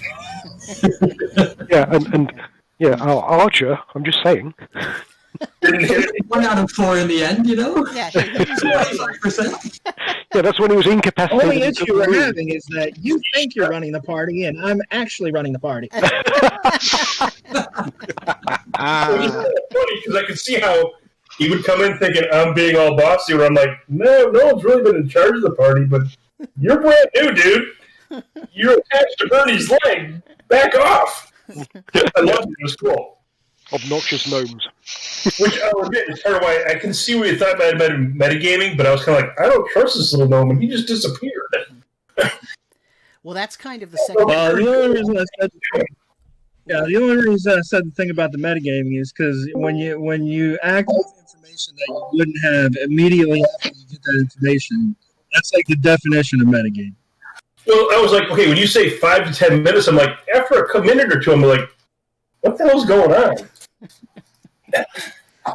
So that's why I was like, okay, well, if we say everyone else can kind of get a feel on that, because I don't want to be metagaming by accident. Well, that's why I asked you what you would have done if you had sent Bert, because the thing is, like, it does take a long time to investigate something, and it would have taken Bert a long time to check for traps, try to pick a lock, look to see what's going on there. That takes quite a bit of time, and if you're trying to do it and be careful at the same time, that takes time. If you just walk up and try the door to see if it opens and if there's a trap, then that doesn't take any time. But actually doing the job takes time. And so that's why I asked, well, if you had sent Bert around, would you have given him the time? I probably would have given Bert 2 to 3 minutes because I trusted Bert. Yeah. Well, and see, that's where the thing is, where because you trusted him. Yeah. Right. But that's what I said. Okay, we could extend that time, but if it gets to 5 minutes, he's gonna be like, "What the hell is going on?" I trust Bert would have had this done in a minute. Right. But that's just being an idiot. Right. Did you see we got a special guest that snuck in? I see that we have a special guest. That looks like my good friend Chuck. It's Chuck. Say something, Chuck. Who did I have the honor of irritating tonight? Greetings, Samuel and friends. How are you tonight? Hey, Chuck. Pretty good. Good. It's good to see you. Survived, which is most important. Well, that's a good thing. Hey, George, I was going to apply bandage just really quick, and then you healed them, so. Oh, yeah. You did what I didn't expect you to do. It would have been in time too, because he went down, and it would have only been 2 rounds since then. So yeah. Yep. Yeah. So yeah, we're finally starting to remember the bandages. Say that again, Chuck. So has Sam been killing you guys tonight? It sounds like he's been rough on you. Not at all. Yeah. No, I think we've been rough on ourselves. We don't trust the new characters coming in because of how they're acting. I saw George's comment on the bandages. And I thought, oh God, Sam's tearing him up. Oddly enough, that's what Rick Pitt was running over there to do. But I was like, I'm going to wait and just see if Jake kills him. I don't expect him to heal him, but if he does, I'll do something else. Which turned out to be useless because I got stuck on the hill. Did you see that we decimated our first Eldritch Goblin like it was a little baby? Nice. Yeah, freaking monk grappled it and it couldn't get away. Yeah, that was tough. It'll be back. I mean, yeah, no. Are you guys liking Al Rodeo okay? Yeah.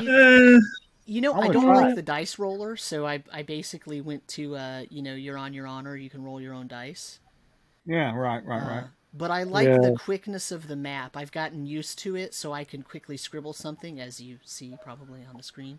Yeah. From a player standpoint, I agree with Samuel. It's like the dice roll I don't care for, but I like the quick, easy visuals. It's not like Fantasy Ground. Things are a little bit... It's cool, but we just need a quick visuals and be able to quickly draw stuff when we know where the tools are. I've been using VTTs for 12 years, and I've come full circle. I think for my next game I'm going to run online, I think I'm going to do something like that and just do honor system. I'm telling you, I like all that stuff. Don't get me wrong, but it's just so nice to not have to worry about it, Yeah, and you don't have to set stuff up, and it's like, it is nice. Yeah. Yeah. I mean, I'm not complaining. I'll still use them, but I'm just thinking it'd be nice to have one game online that had nothing to do with that, other than people criticizing my artistic value with a marker. I mean, I've been watching your games, and like even if I don't watch the stream, I'll go back and watch them. But I don't know the drawing tools on there, but it's not half bad what I'm seeing on here. It looks like it's pretty good, actually. Yeah, I mean, or what, right? I got used to it. You can make it draw straight lines, and they can be either transparent or opaque. And you can make it draw figures, and they can be transparent or opaque, and so it's not too bad. It's a nice little tool. It did take me a while to get used to, partly because I'm drawing with a mouse rather than like because I have like a Wacom tablet, right? But I'm not using that when I'm running the game. But it's not too bad, and partly because I'm not going for high art, right? I'm going for here's some positioning.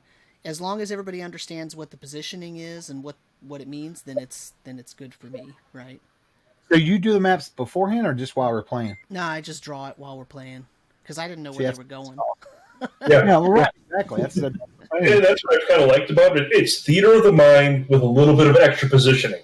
Mm-hmm. Nothing's perfectly exact, but you get a general idea of where things are and how we're kind of positioned.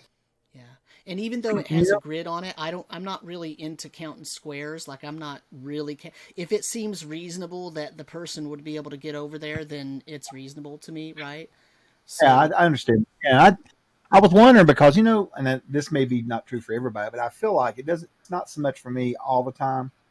But when you do use a VTT, it does put a little pressure on you to, like, I don't want to say it makes you keep the game on rails, not at all, because any decent GM can handle that. But if you've got all this stuff prepared and they say, hey, let's go through the dark hole, then you're looking for, like, generic maps and shit to put up. You know what I mean? Instead of something like this where you say, all right, let's go, and it's no big deal. Yeah. So, yeah. But I've been looking at it. I use Roll20 for my game, and I do the same kind of thing. The thing I do like about Roll20 is if I do have something that's like we've got involved in a dungeon, I can like do it on the GM layer, like so I can see it, and then I can just trace over it as we go along. So I like the different layers in Roll20, but otherwise it's this quick sketch and run it. As you said, it's basically theory of the mind with the tokens that you're bringing in, Samuel, are they already loaded on Owlbear and like under the free account, or so those round ones with the fancy symbols inside? Other than Leonice's, Chris brought his own token in for that. The skeletons, the square skeletons, I loaded those up, and you can upload any kind of token you want, and then you can remove it whenever you want.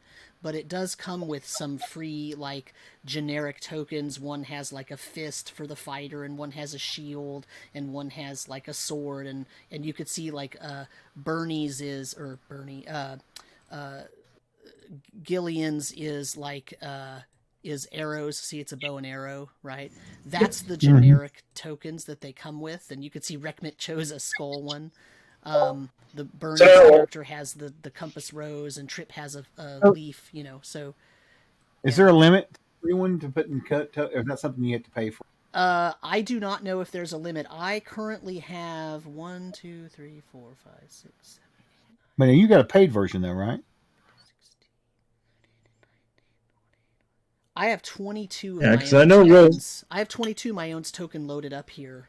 Own tokens, because I run 3 different games using this. I have run 3 different sessions using this. Okay. Okay, wow, they can handle it. Yeah, but I have a ton of maps uploaded to this, and as long as I'm using the same computer, it remembers me when I log in. I don't have the paid version. I do support them on Patreon. I spend like $1 a month or something, but it's not a pay. That's not like I don't have any kind of special hooty hoo.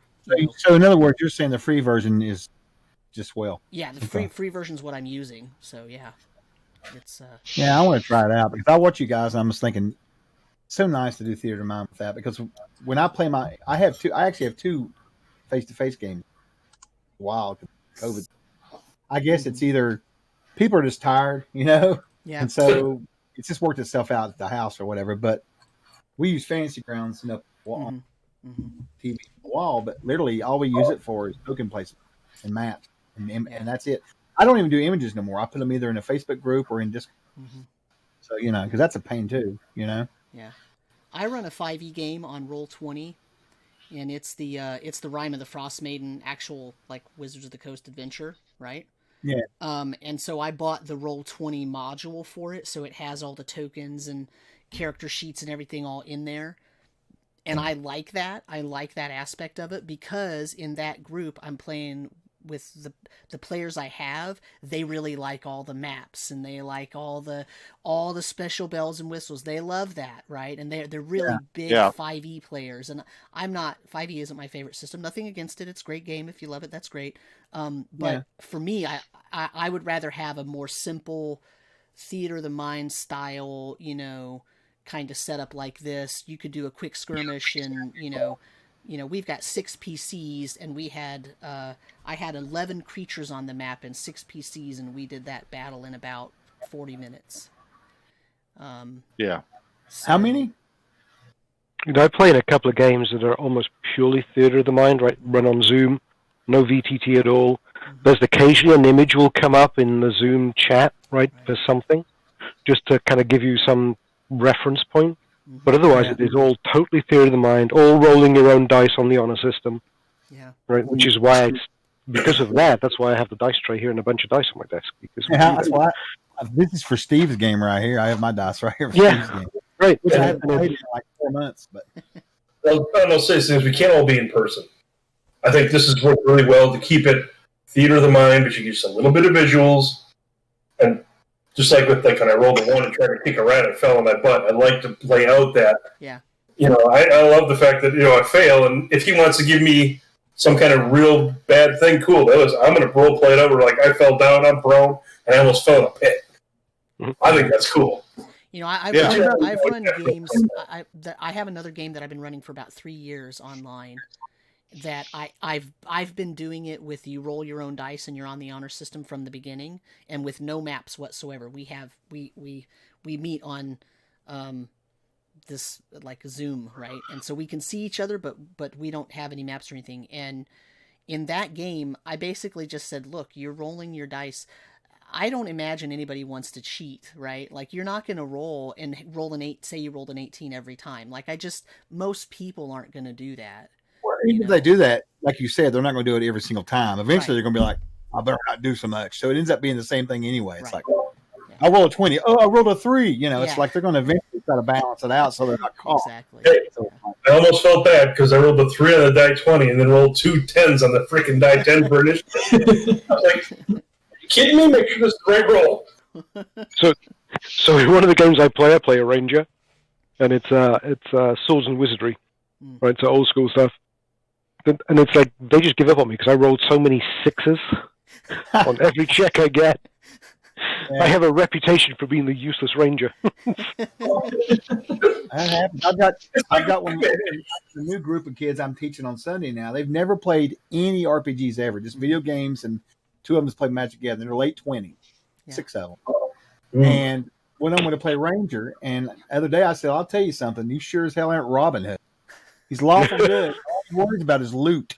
Like stealing from everybody, not to give to the poor, to give to himself. And I'm like, he's Robin the Hood, is what he is. Yeah, Robin the exactly.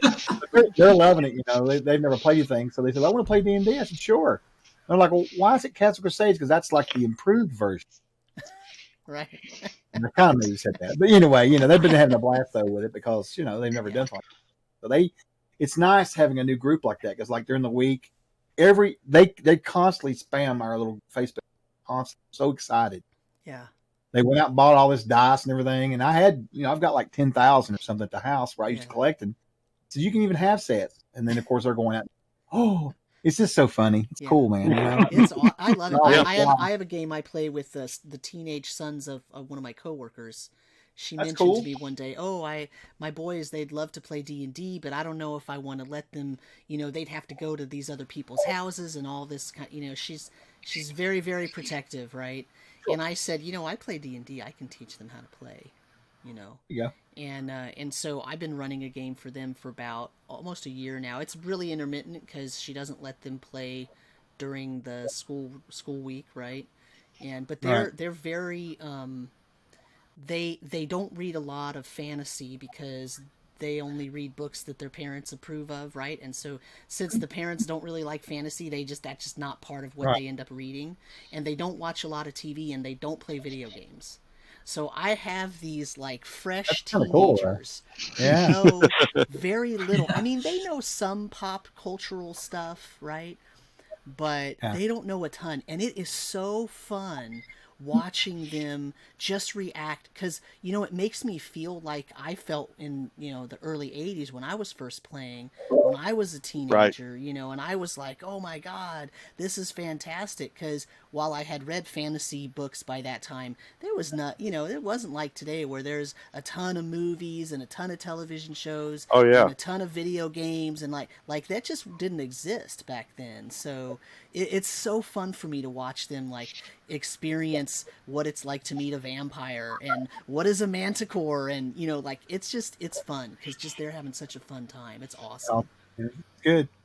Yeah, they're the ones that you don't have to worry about telling you what the monster is because they don't have a clue. So when you start describing it, I'll describe something and then I'll show them a picture afterwards, and they're like, "What is that?" I'm like, they're all horrified or whatever. Yeah. And if I've got guys like you playing, Man, I'll scour the internet for some weird picture of a creature. That way, like I found one of some hook horrors online, and I showed it to guys that we started playing 40 years ago, and they were scared shitless because they didn't know what it was, because it was just a different angle, you know. Yeah. And then when they realized what it was, they were like, "Oh!" But before that, they were terrified. It was awesome.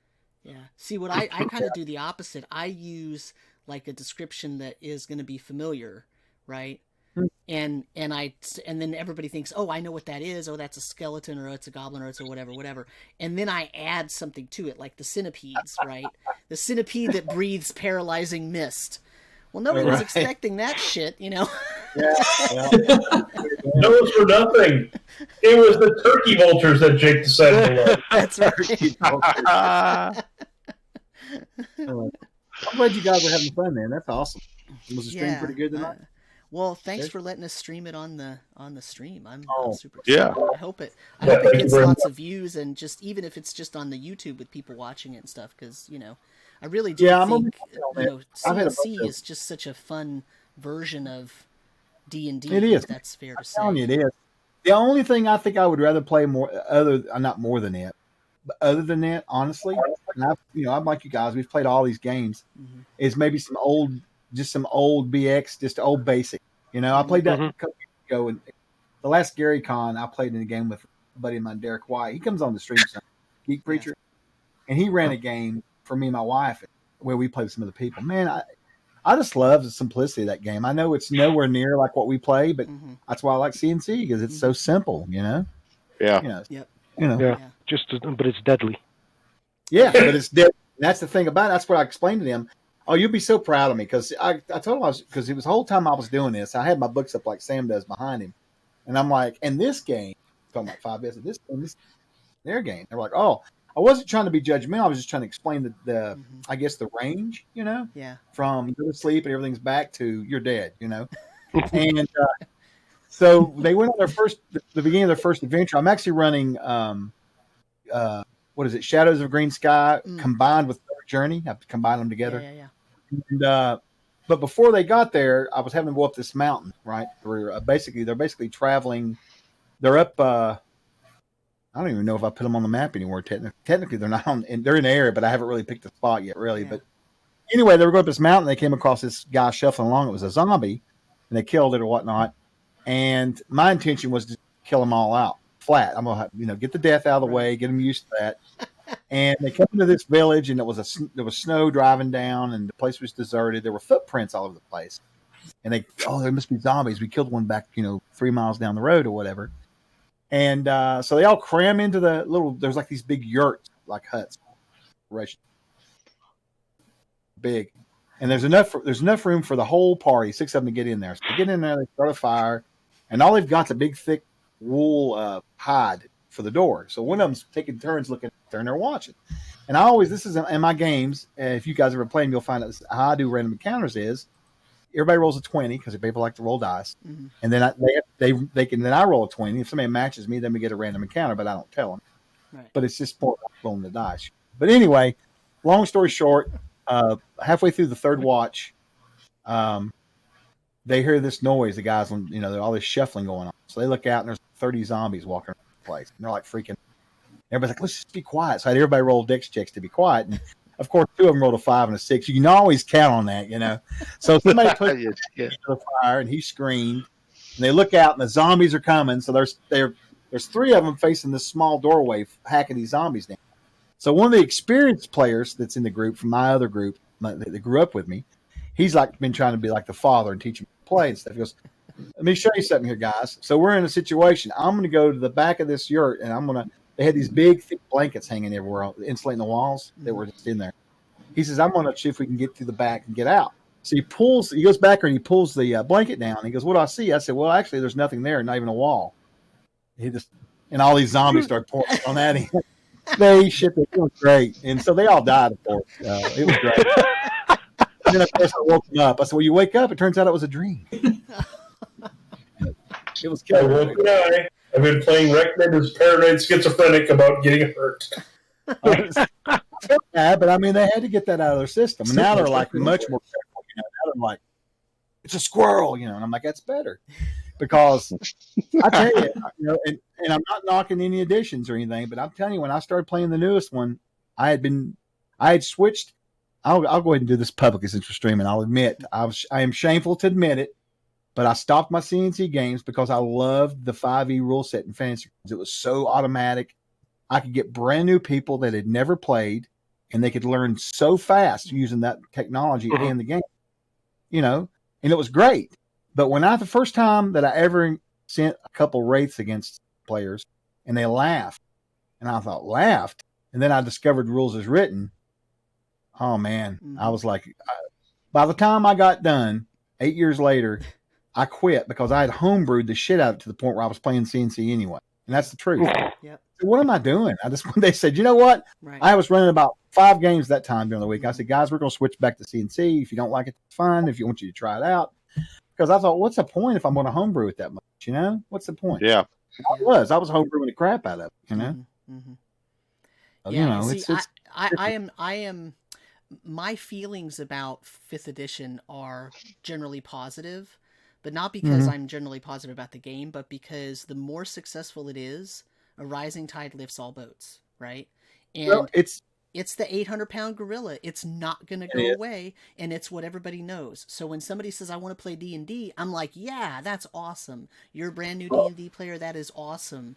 There's nothing wrong with that whatsoever. Yeah. I happen to prefer a different kind of game style, but, Well, it's helped. Nobody can deny it's helped the whole gaming. I mean, come on. And the thing about it is, we all know there'll be a 6th edition and there'll be a 7th edition, and that's fine. That's their business model. There's no problem with that. Yeah. You just have to understand that every game, each one of these editions of D&D and other RPGs, they're all different games. I mean, 5 is a superhero game. You're supposed to win, Yep. And that's the thing people don't quite get. I think especially a lot of old school people like us, were like, this sucks, But you got to realize that's the design of it. Inherently, you're supposed to be winners. You're not supposed to be running for your life. Right. You're not supposed to be out building a lair or building a castle or any of that kind of cool stuff. It's more streamlined. It's just about 10, 12 levels of high action, and then you make another character. Yeah, I was going to say the whole point is you don't die, right? You just you create a hero and then you go create a new one. Yeah, because you exploit 12th all level of your powers, right? Like it's the same with 4th edition. 4th edition is a superhero game. And the thing is, if you understand that and you're okay with it, you can actually have a really fun game, right? Yeah, I had that. My Saturday game, we went to 12th level. That game ran 4 years. Fantasy. Yeah. And I switched over to CNC because we were at 12th level. They were going through return to the barrier, and we slogged through that damn dungeon. And then when I was a kid, that was a great thing, but. Man, you try to run it with using maps and stuff. Right. Oh my God, it's like New York City or something. So we went about halfway through it, and we finally said, you know what? I just got tired of trying to kill them. 12th level, it was like, my God, they were just so powerful. I said, let's do some. Yeah. They were all like, yes. So we switched over. So. See, I can bring us full circle. I can bring us full circle now in this conversation because what you just said about map making, right? So the great thing about Owlbear Rodeo.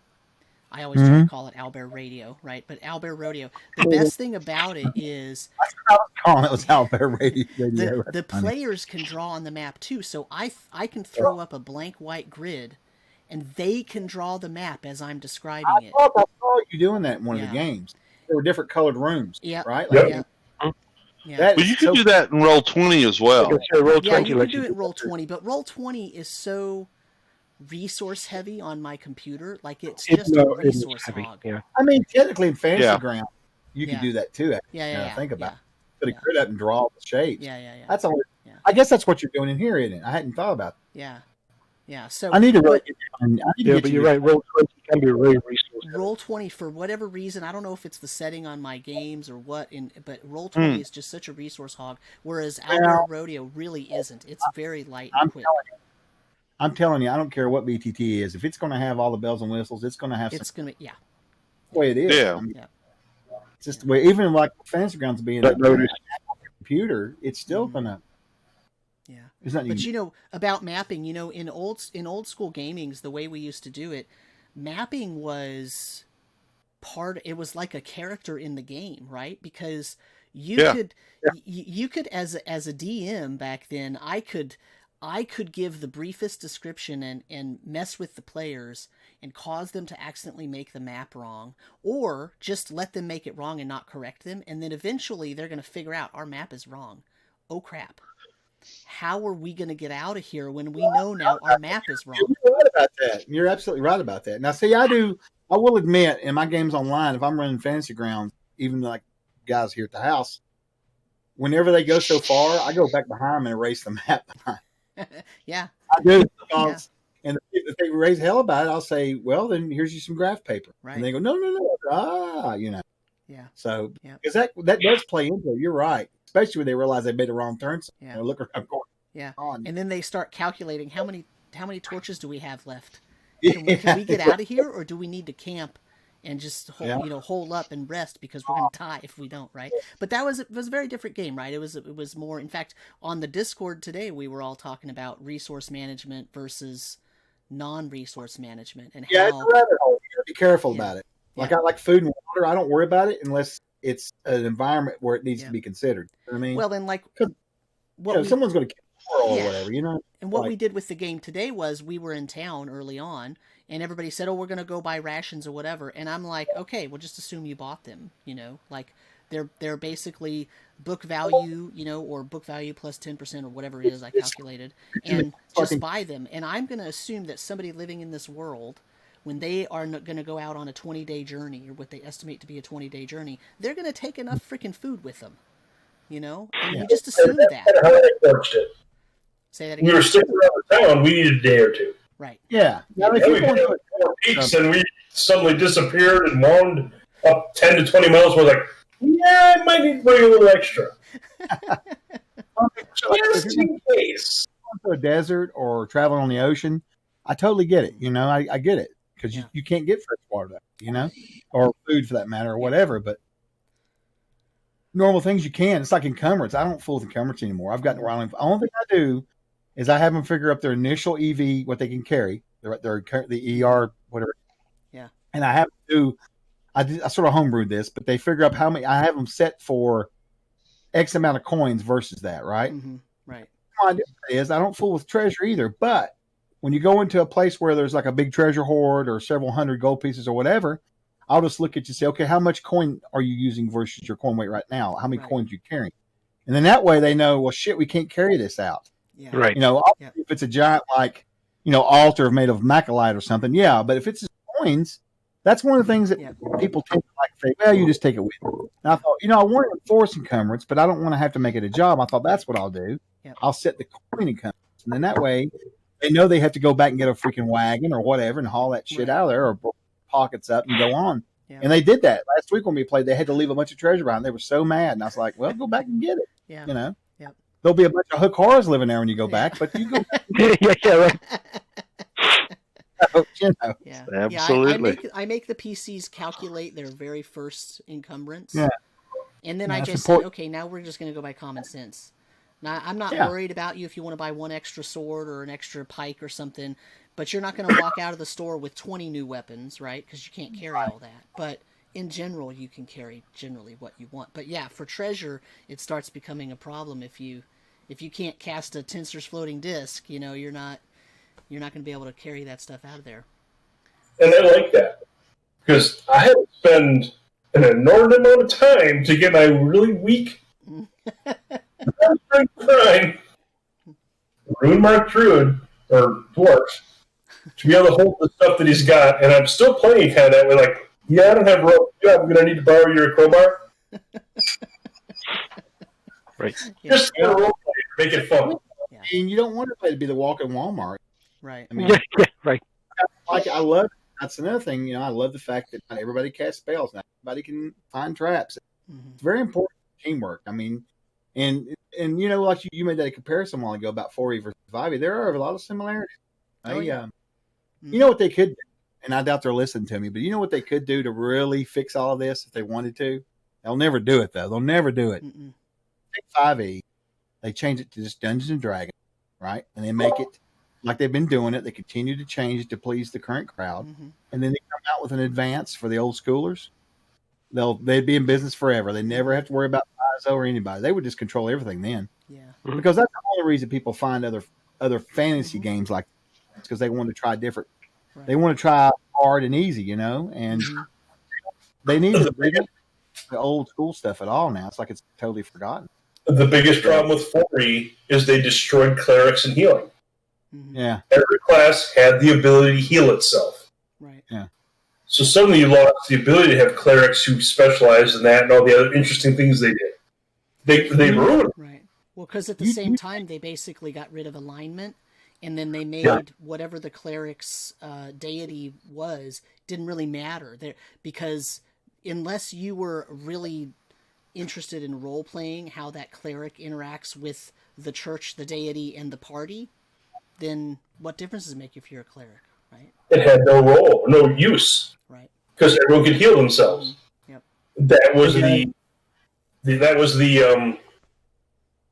computer game right there. Everyone could heal themselves, and that was my biggest problem that I had with playing 4E.